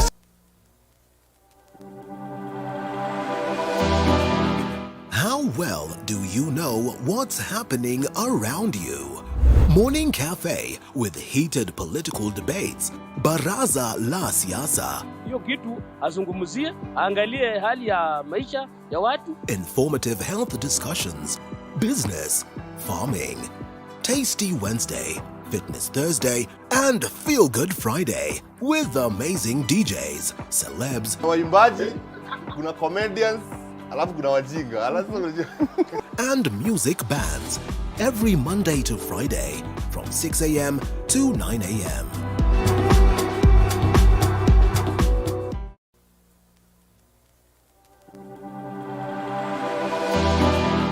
How well do you know what's happening around you? Morning Cafe with heated political debates. Baraza. Hakikisha mezani na jikoni kuna. How well do you know what's happening around you? Morning Cafe with heated political debates. Baraza la Siasa. Hiyo kitu azungumzie, angalie hali ya maisha ya watu. Informative health discussions. Business, farming. Tasty Wednesday, Fitness Thursday, and Feel Good Friday with amazing DJs, celebs, waimbaji, kuna comedians, alafu kuna wajinga, and music bands. Every Monday to Friday from 6 a.m. to 9 of Untold Stories.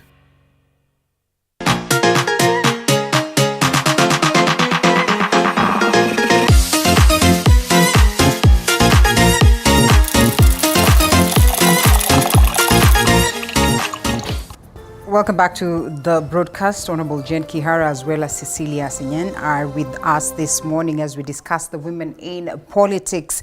And yes, Mheshimiwa, back to you as to what will it take for us to look at ideology, to look at the difference that this person is bringing on board, to look at the fact that this is, you know, a person who's well-learned, noble enough to bring that change to society, not to look at them on lenses of this is a woman, this person is affiliated to this party, that this person really is from my tribe and all that?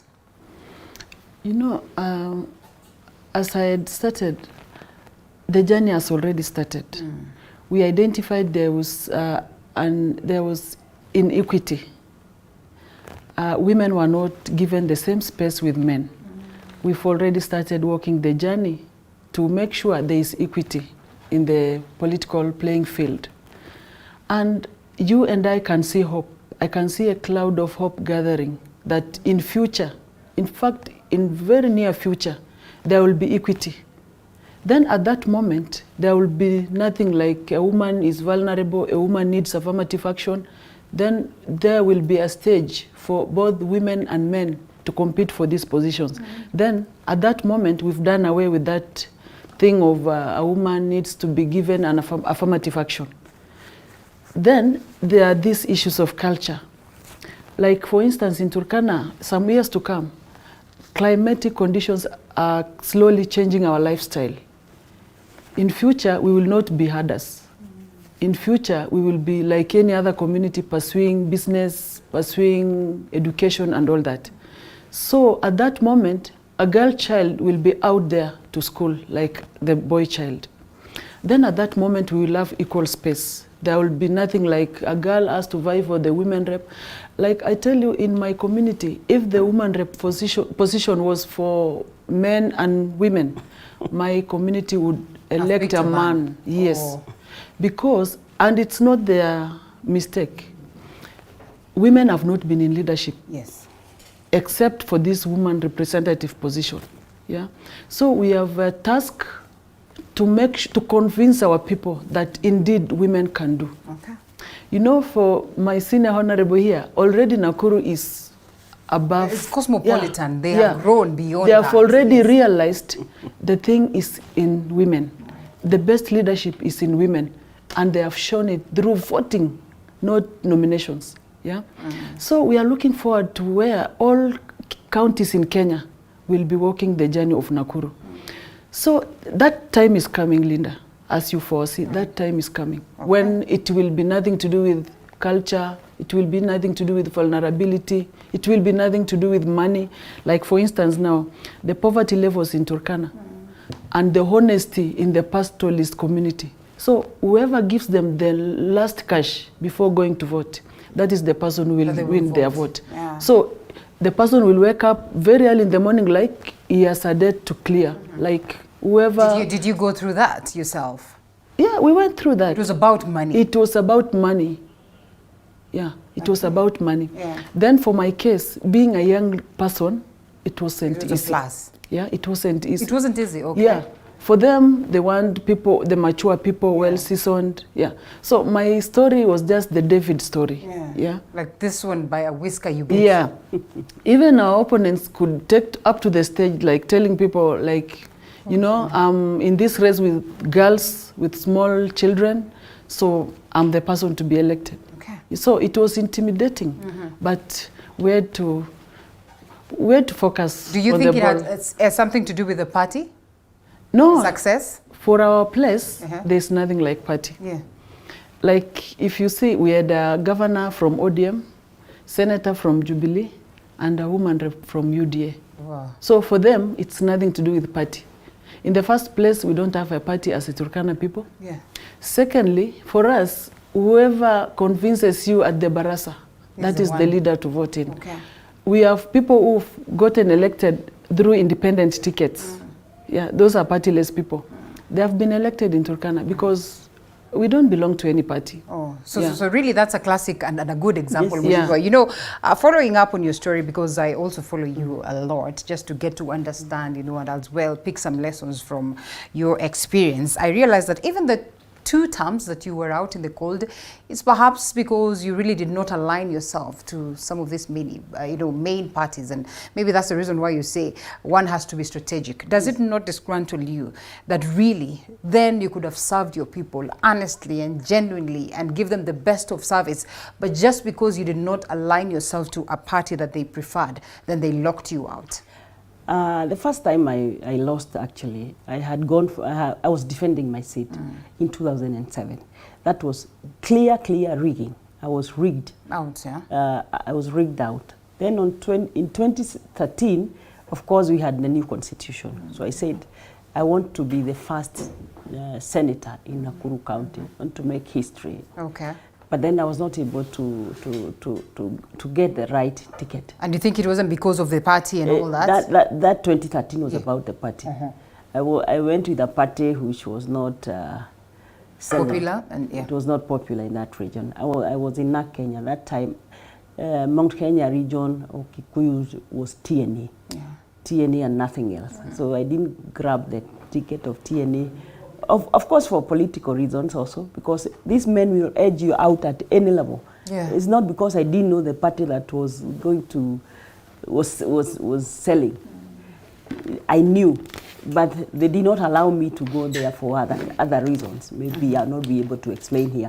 But it's not because I did not know. I said, let me give, and I got quite a chunk of votes even then, even in North Kenya at Senate. So in 2017. My people told me, leave that Senate thing alone. Yeah, come back where you are. Yeah. That's where we know you. That's where you have worked for us. And of course, people's voice is the voice of God. Yeah. So you are here, and I came, and I was elected very easily. In fact, the difference in number of votes between me and my runners-up was 62,000 votes. 62,000. Wow. That tells you. Huge. That was very huge. That was huge. Yes. It was very huge, because now I was in the right party.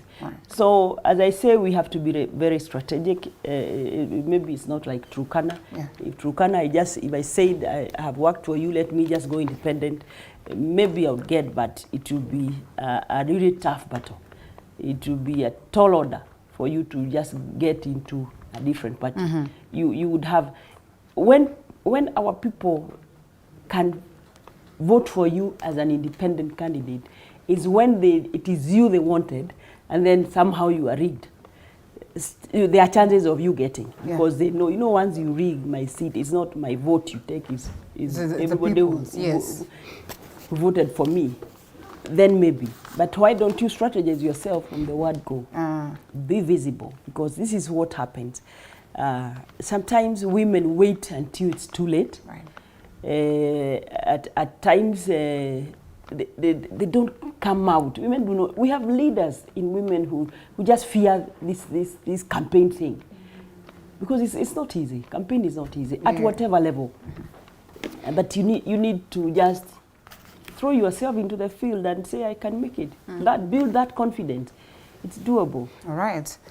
I can tell you, Gil got Martha Wangari as an MP, because I was the MP of Naivasha. Naivasha. And we had her here yesterday. Such a noble lady as well. The larger Naivasha. Right. So they said, if this lady is going to work like Jane Kihara, we'll vote for her. Yeah. And of course, because I still have my networks there, I will call them and tell them, please try and please elect this lady.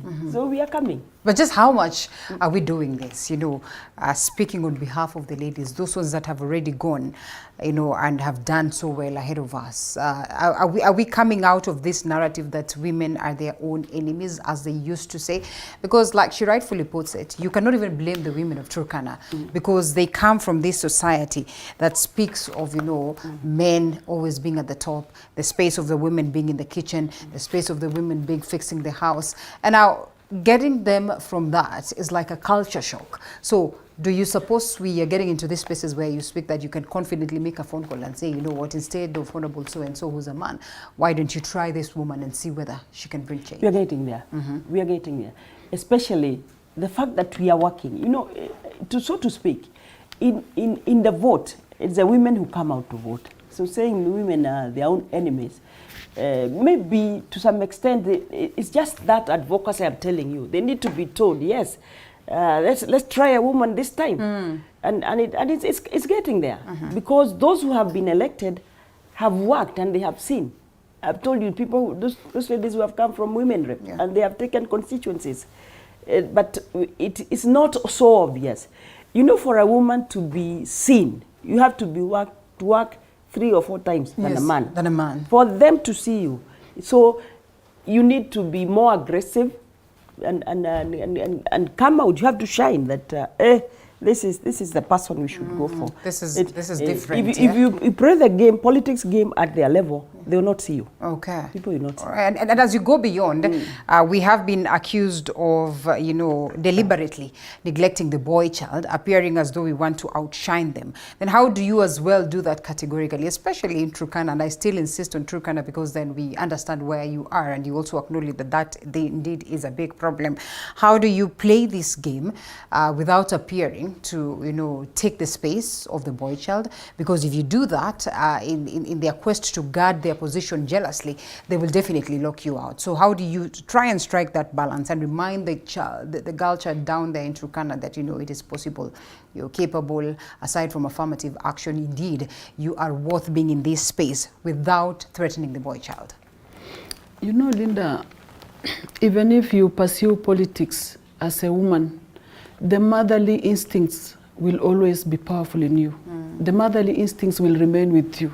These are things that a woman will go with to the grave. That's why you can see a mad woman in the street. If she has a child, she can decide to be, she can find herself to be naked, but she can't find herself forgetting a child. So motherly instincts stay with us. That is first of all. Then secondly, now that being taken to the political field, there is no way you can neglect one of your child. There is no way you can improve a girl child while marginalizing a boy child. All we are seeking is equity. We've realized there is a gap. We've realized that the girl child is lagging so much behind. So we want to bring them up to speed, up to where the boy child is. But our intention is not to make the girl child overtake the boy child. So we want to have an equal space, we want to have an equal race, equal opportunities. Then from there, we are not planning to overtake each other. We just want to work together. Yeah. Okay. Well, interesting. And Mheshimiwa, I know we are in that very space. Perhaps that's why the members of parliament will always guard this space. And I know, say that, you know, it is not easy to achieve the 2/3 gender rule. That when it's time to debate on this one, you will not find quorum. Because then they sort of feel like these women are coming and in lightning speed, you know, and so we have to tame them for a moment. Do you foresee a scenario where we're going to have this conversation? Yes, you have said, and perhaps it's going to be different with the William Ruto government, but just how is it going to be done without threatening those ones that are in the house, that are male, as well as in society at large, without threatening the position of the boy child? First and foremost, I told you, there has to be the political goodwill. And if it is there, and they all know that this thing is in the Constitution. Yeah. I know there was a bill that was brought by Honorable Boss, our Deputy Speaker. Speaker, yeah. And it got lost somewhere, which had a formula to achieve it. I think this is something that we should look at And at this rate, I'm telling you, I'll not be surprised if they are the ones looking for the two-third gender rule. Yeah. Yes. Okay. At this rate. It will be them that will be, I do not know. The members of parliament I had here yesterday. Advocacy. And that woman who is in the village gets to know that if she votes for me, I'm just the other side of her, that I'm in leadership and I'm a woman and our problems are the same and I can listen to her and I'm available for her. If it goes like that, actually, it is the women who don't come out. That's what I'm telling you. Women now need to come out so that we hear. Every constituency has a woman aspirant who is looking for that seat. Then we start from there. And people will gel into this thing. Yeah. Because it's not going to be a strange thing. Yeah. It's going to be normal. This is a leader who's looking for a position. This is a leader. And also, so you have to, you know, men come with big money. Like she says, big money. When we tell our people, it's about the work that somebody can do. It's about that individual. Then you had Governor Kiraito say, people were very good at eating his money. Yeah. They came out to eat his money and they went. And then they then they didn't vote. Yes. So once it gets that way, then even that spending, you need to know that it will not make you a leader. It will not get you elected. Right. People are going to look at the individuals. Okay. Yes. All right. It's interesting. As we look at this space of women in politics and leadership, we really do not fail to look at the women that are taking center stage in the African continent at large, as well as the global fraternity. The Samia Suluhus of today. We do not overlook Ethiopia's president, the likes of Saleh. We do not forget the Prime Minister of Britain today, Liz, who's taken up the mantle just recently, the Angela Merkels of today, the Queen herself who passed on, Ellen Johnson-Sirleaf, and numerous other women that we can speak of today. What are some of the things that we pick from them that really are instrumental towards us winning this fight? Because clearly it is a fight.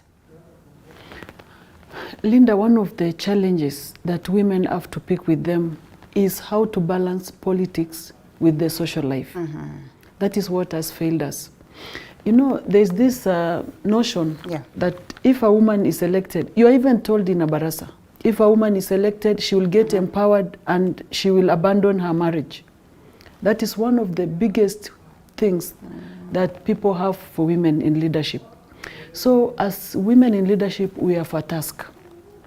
We have to display our skills, our ability to multitask, our ability, our God-given ability to balance things. Like when I look at Samia, the president of Tanzania, being the president, and when she's at home, she becomes the wife, she becomes the mother. I think as women in leadership, we have to pick that up from us. My honorable here, I know if she will comment on this, she must have done that perfectly for her to gain the trust of our people. But if you reach a point where you feel like you are now a leader and you are full of yourself, you don't need family, your family fabric erodes, I think that is when you lose it. Then you would have made it difficult for another woman to gain that position another day. Because there will be that notion like, you know, these women when they are elected, they abandon their men, they abandon their children, they become this and that. So as women, we need to balance. We need to remain the natural woman, to balance between motherhood, being the wife of your husband, being the leader, and Well, easier said, I would want to assume, because sometimes I look at the space of politics and leadership as the space of media, but there's so much, you know, that you are required to do. Yes. There's so much activity, especially during the campaign times. And this morning you're here very early in the morning with Linda, and you know, you have to come from this space, at least you are on recess, perhaps later to Parliament if you are on session, and to other activities, and go back home and still be the woman that you are. Is it too much to ask from the woman? It's a very fast life for a woman, so to speak. But like my colleague says, you still have to be that woman that can motivate people to vote for you. If you come to my house, I'm the woman of the house. Yes. I will get very lowly people who have come to see me for whatever reason, and I'm the one to serve them tea, because that's my job. Now I am where I start my day. But when I get out there, I also have to take my position as a leader. And you know, as a woman, you are not your own. You don't belong to yourself anymore, and especially you don't have a life of your own. You belong to everybody. So everybody will look at you. How is Linda dressed today? Why is she in this? Why did she wear this? Why did she do this? Wachana na huyo, tunamwonanga akiingia pale, what this kind of thing. So you really have to hold yourself, and that is why you have those leaders out there, because they have taken that position and they are responsible. I can assure you. Let me give you an example. In 2002, I didn't campaign for my late husband. I'm the one who was campaigning for him. I went all over the constituency, and it was that big constituency because he was unwell. When he passed on, and now I was a candidate, the story changed. This woman dresses in trousers. This woman does. It is the same woman who was there campaigning for the man. But when it was my time, even now the propaganda. This was never even married to Kihara. She was his house help. She was this. She was this. She was this. Because that is what our people are used to, and especially our competitors. So and people sometimes believe it's only that I knew so much about the constituency, and those who accuse you are the ones maybe you are campaigning with for your late husband, because for my late husband, because they wanted this seat. So for a woman, it's just campaign and not listen. Just be yourself. Right. Tell your issues. Hold yourself responsibly. Of course, you also have a responsibility to give people confidence that you are actually the right person. Yes. All right. Well, that's amazing. Allow us to take a quick short break and then come back, perhaps in 10 minutes, wind up by, first of all, getting to hear from you, who are the women of the government, Kenya Kwanza government, on what to expect and, what are some of the agendas that you're pushing. You speak of the Women Charter. And that as well, in most cases you'd find people saying that was just a campaign tool. Just how much is incorporated in this charter that really will speak hugely to the transformation of the space of the woman today. So we take a short break and then come back.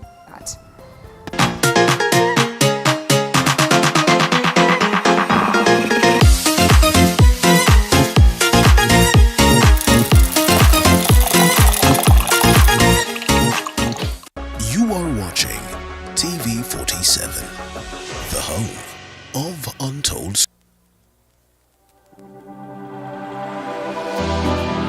How well do you know what's happening around you? Morning Cafe with heated political debates. Baraza la Siasa. Hiyo kitu azungumzie, angalie hali ya maisha ya watu. Informative health discussions. Business, farming. Tasty Wednesday. Fitness Thursday, and Feel Good Friday with amazing DJs, celebs, waimbaji, kuna comedians, alafu kuna wajinga, and music bands every Monday to Friday from 6 a.m. to 9 a.m.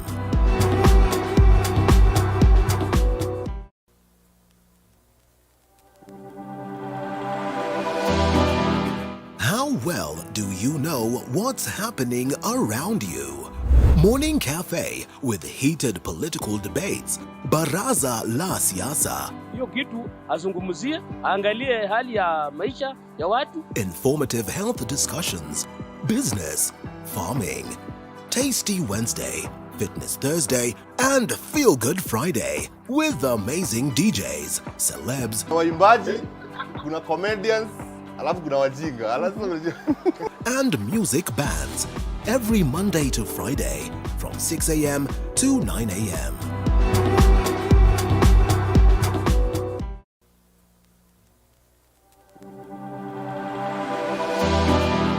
How well do you know what's happening around you?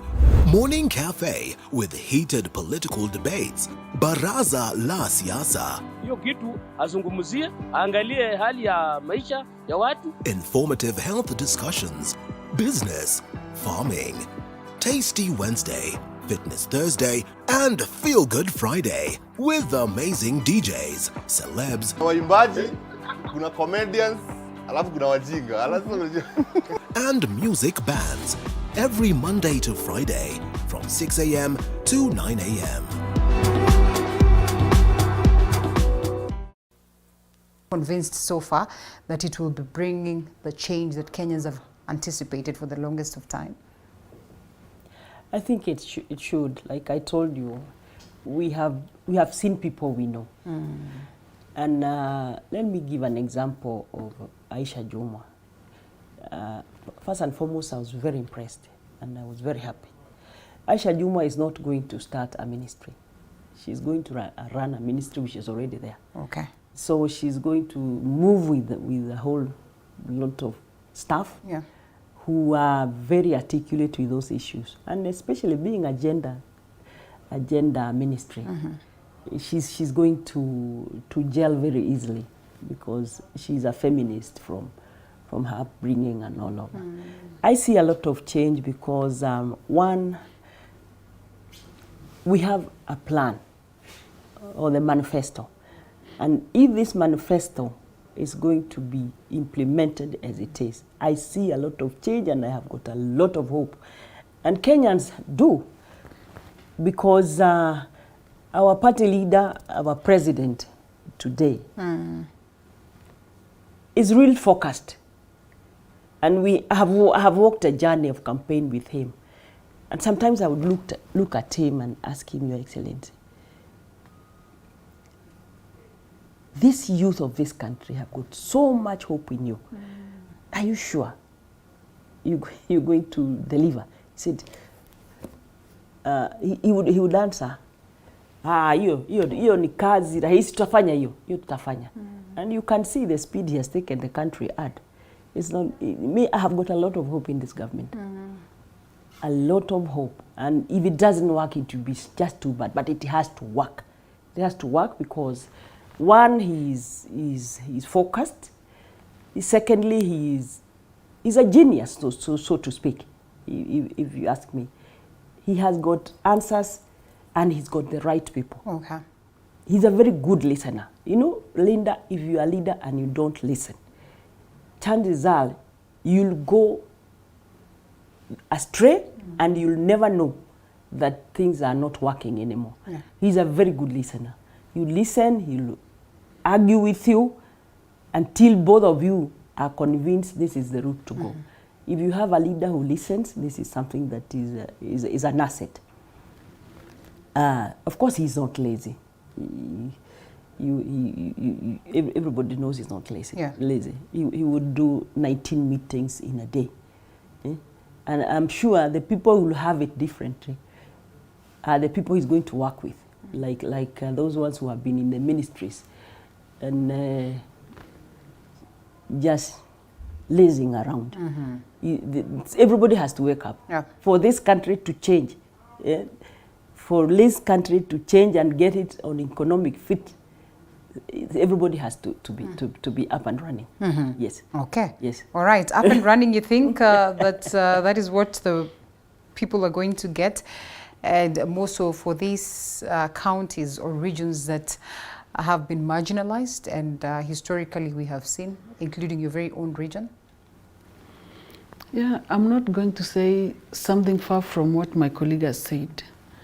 The president and the deputy president, plus the first ladies, being a people who've risen from ashes, who've risen from a nobody to somewhere where they are, they know what we go through daily.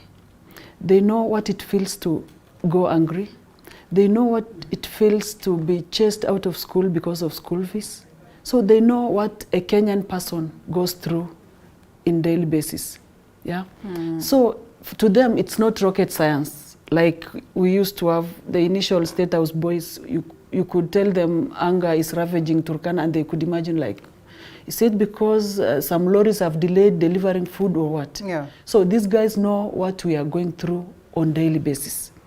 Then when the president took a deliberate move to sign those charters, it gave me more hope.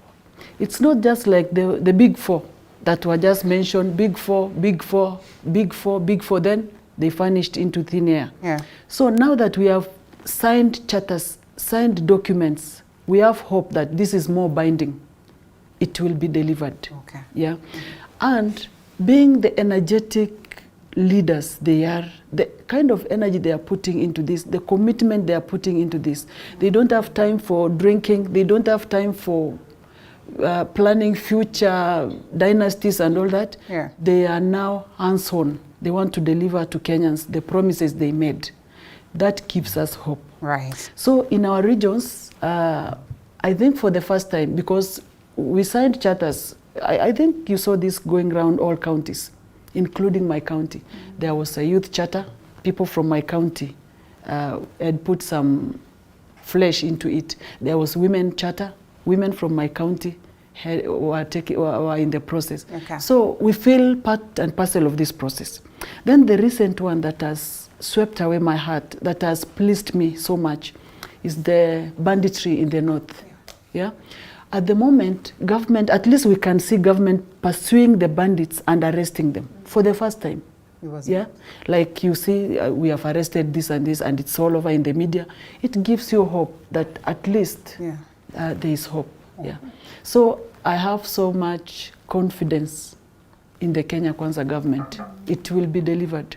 The cry of a mother reminds us of Honorable Naisula Lesuda's tears yesterday as to this. Those ones you just do not want to overlook, and certainly we hope that that one who takes that docket indeed will perhaps attempt to address this in totality. Nelly is watching and equally tells me to tell you women that she really appreciate the contribution that you're making, and of course if they choose women in that region, I'll tell you, this banditry is going to be a thing of the past. Is it? I have had Lina Jabiki Ilimo, yes. She really fought.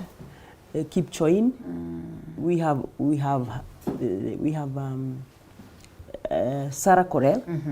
We have Jamatia. Yeah. These are people who have come out and really are fighting for peace in that region. I'm not saying men are not doing it, but we have not seen them. We have not seen them. In fact, it reaches a stage where they accuse each other. Right. I think leadership of women in that region is going to make a difference in matters security. Okay. Yes. Well, and as we have said, we are growing a bit by bit. We hope to get there. The 13th Parliament as we close. Yes. The 13th Parliament. 13th Parliament. Yes.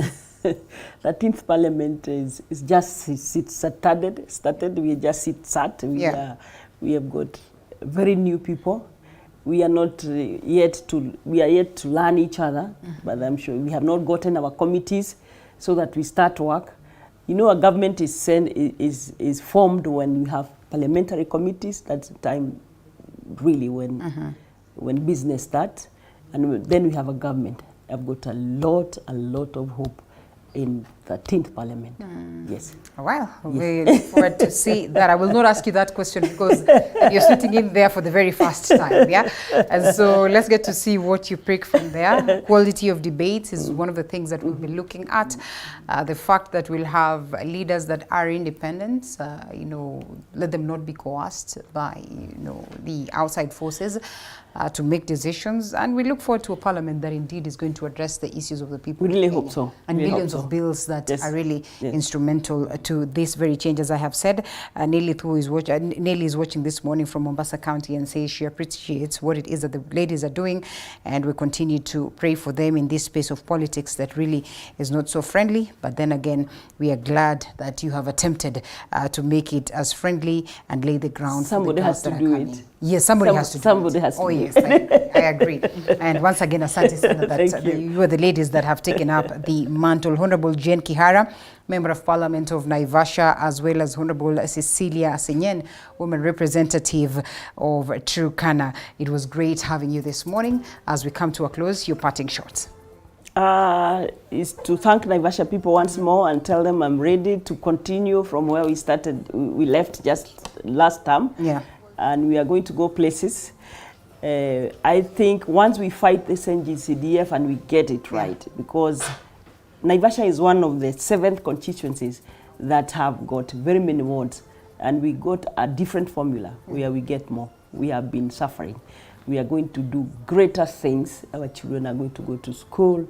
We are going to build infrastructure of the schools. We are going to look at the roads, and especially the Maela one, where the president himself promised. So I'm ready to work, and I'm available as always. Thank you. All right, karibu sana. To your people, and most of the girls that you represent, that is in Turkana County.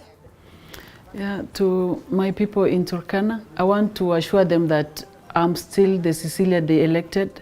I'm still alive to the promises I made to them, and I will still deliver them. I will not be playing politics of deceit where you promise this and do other things.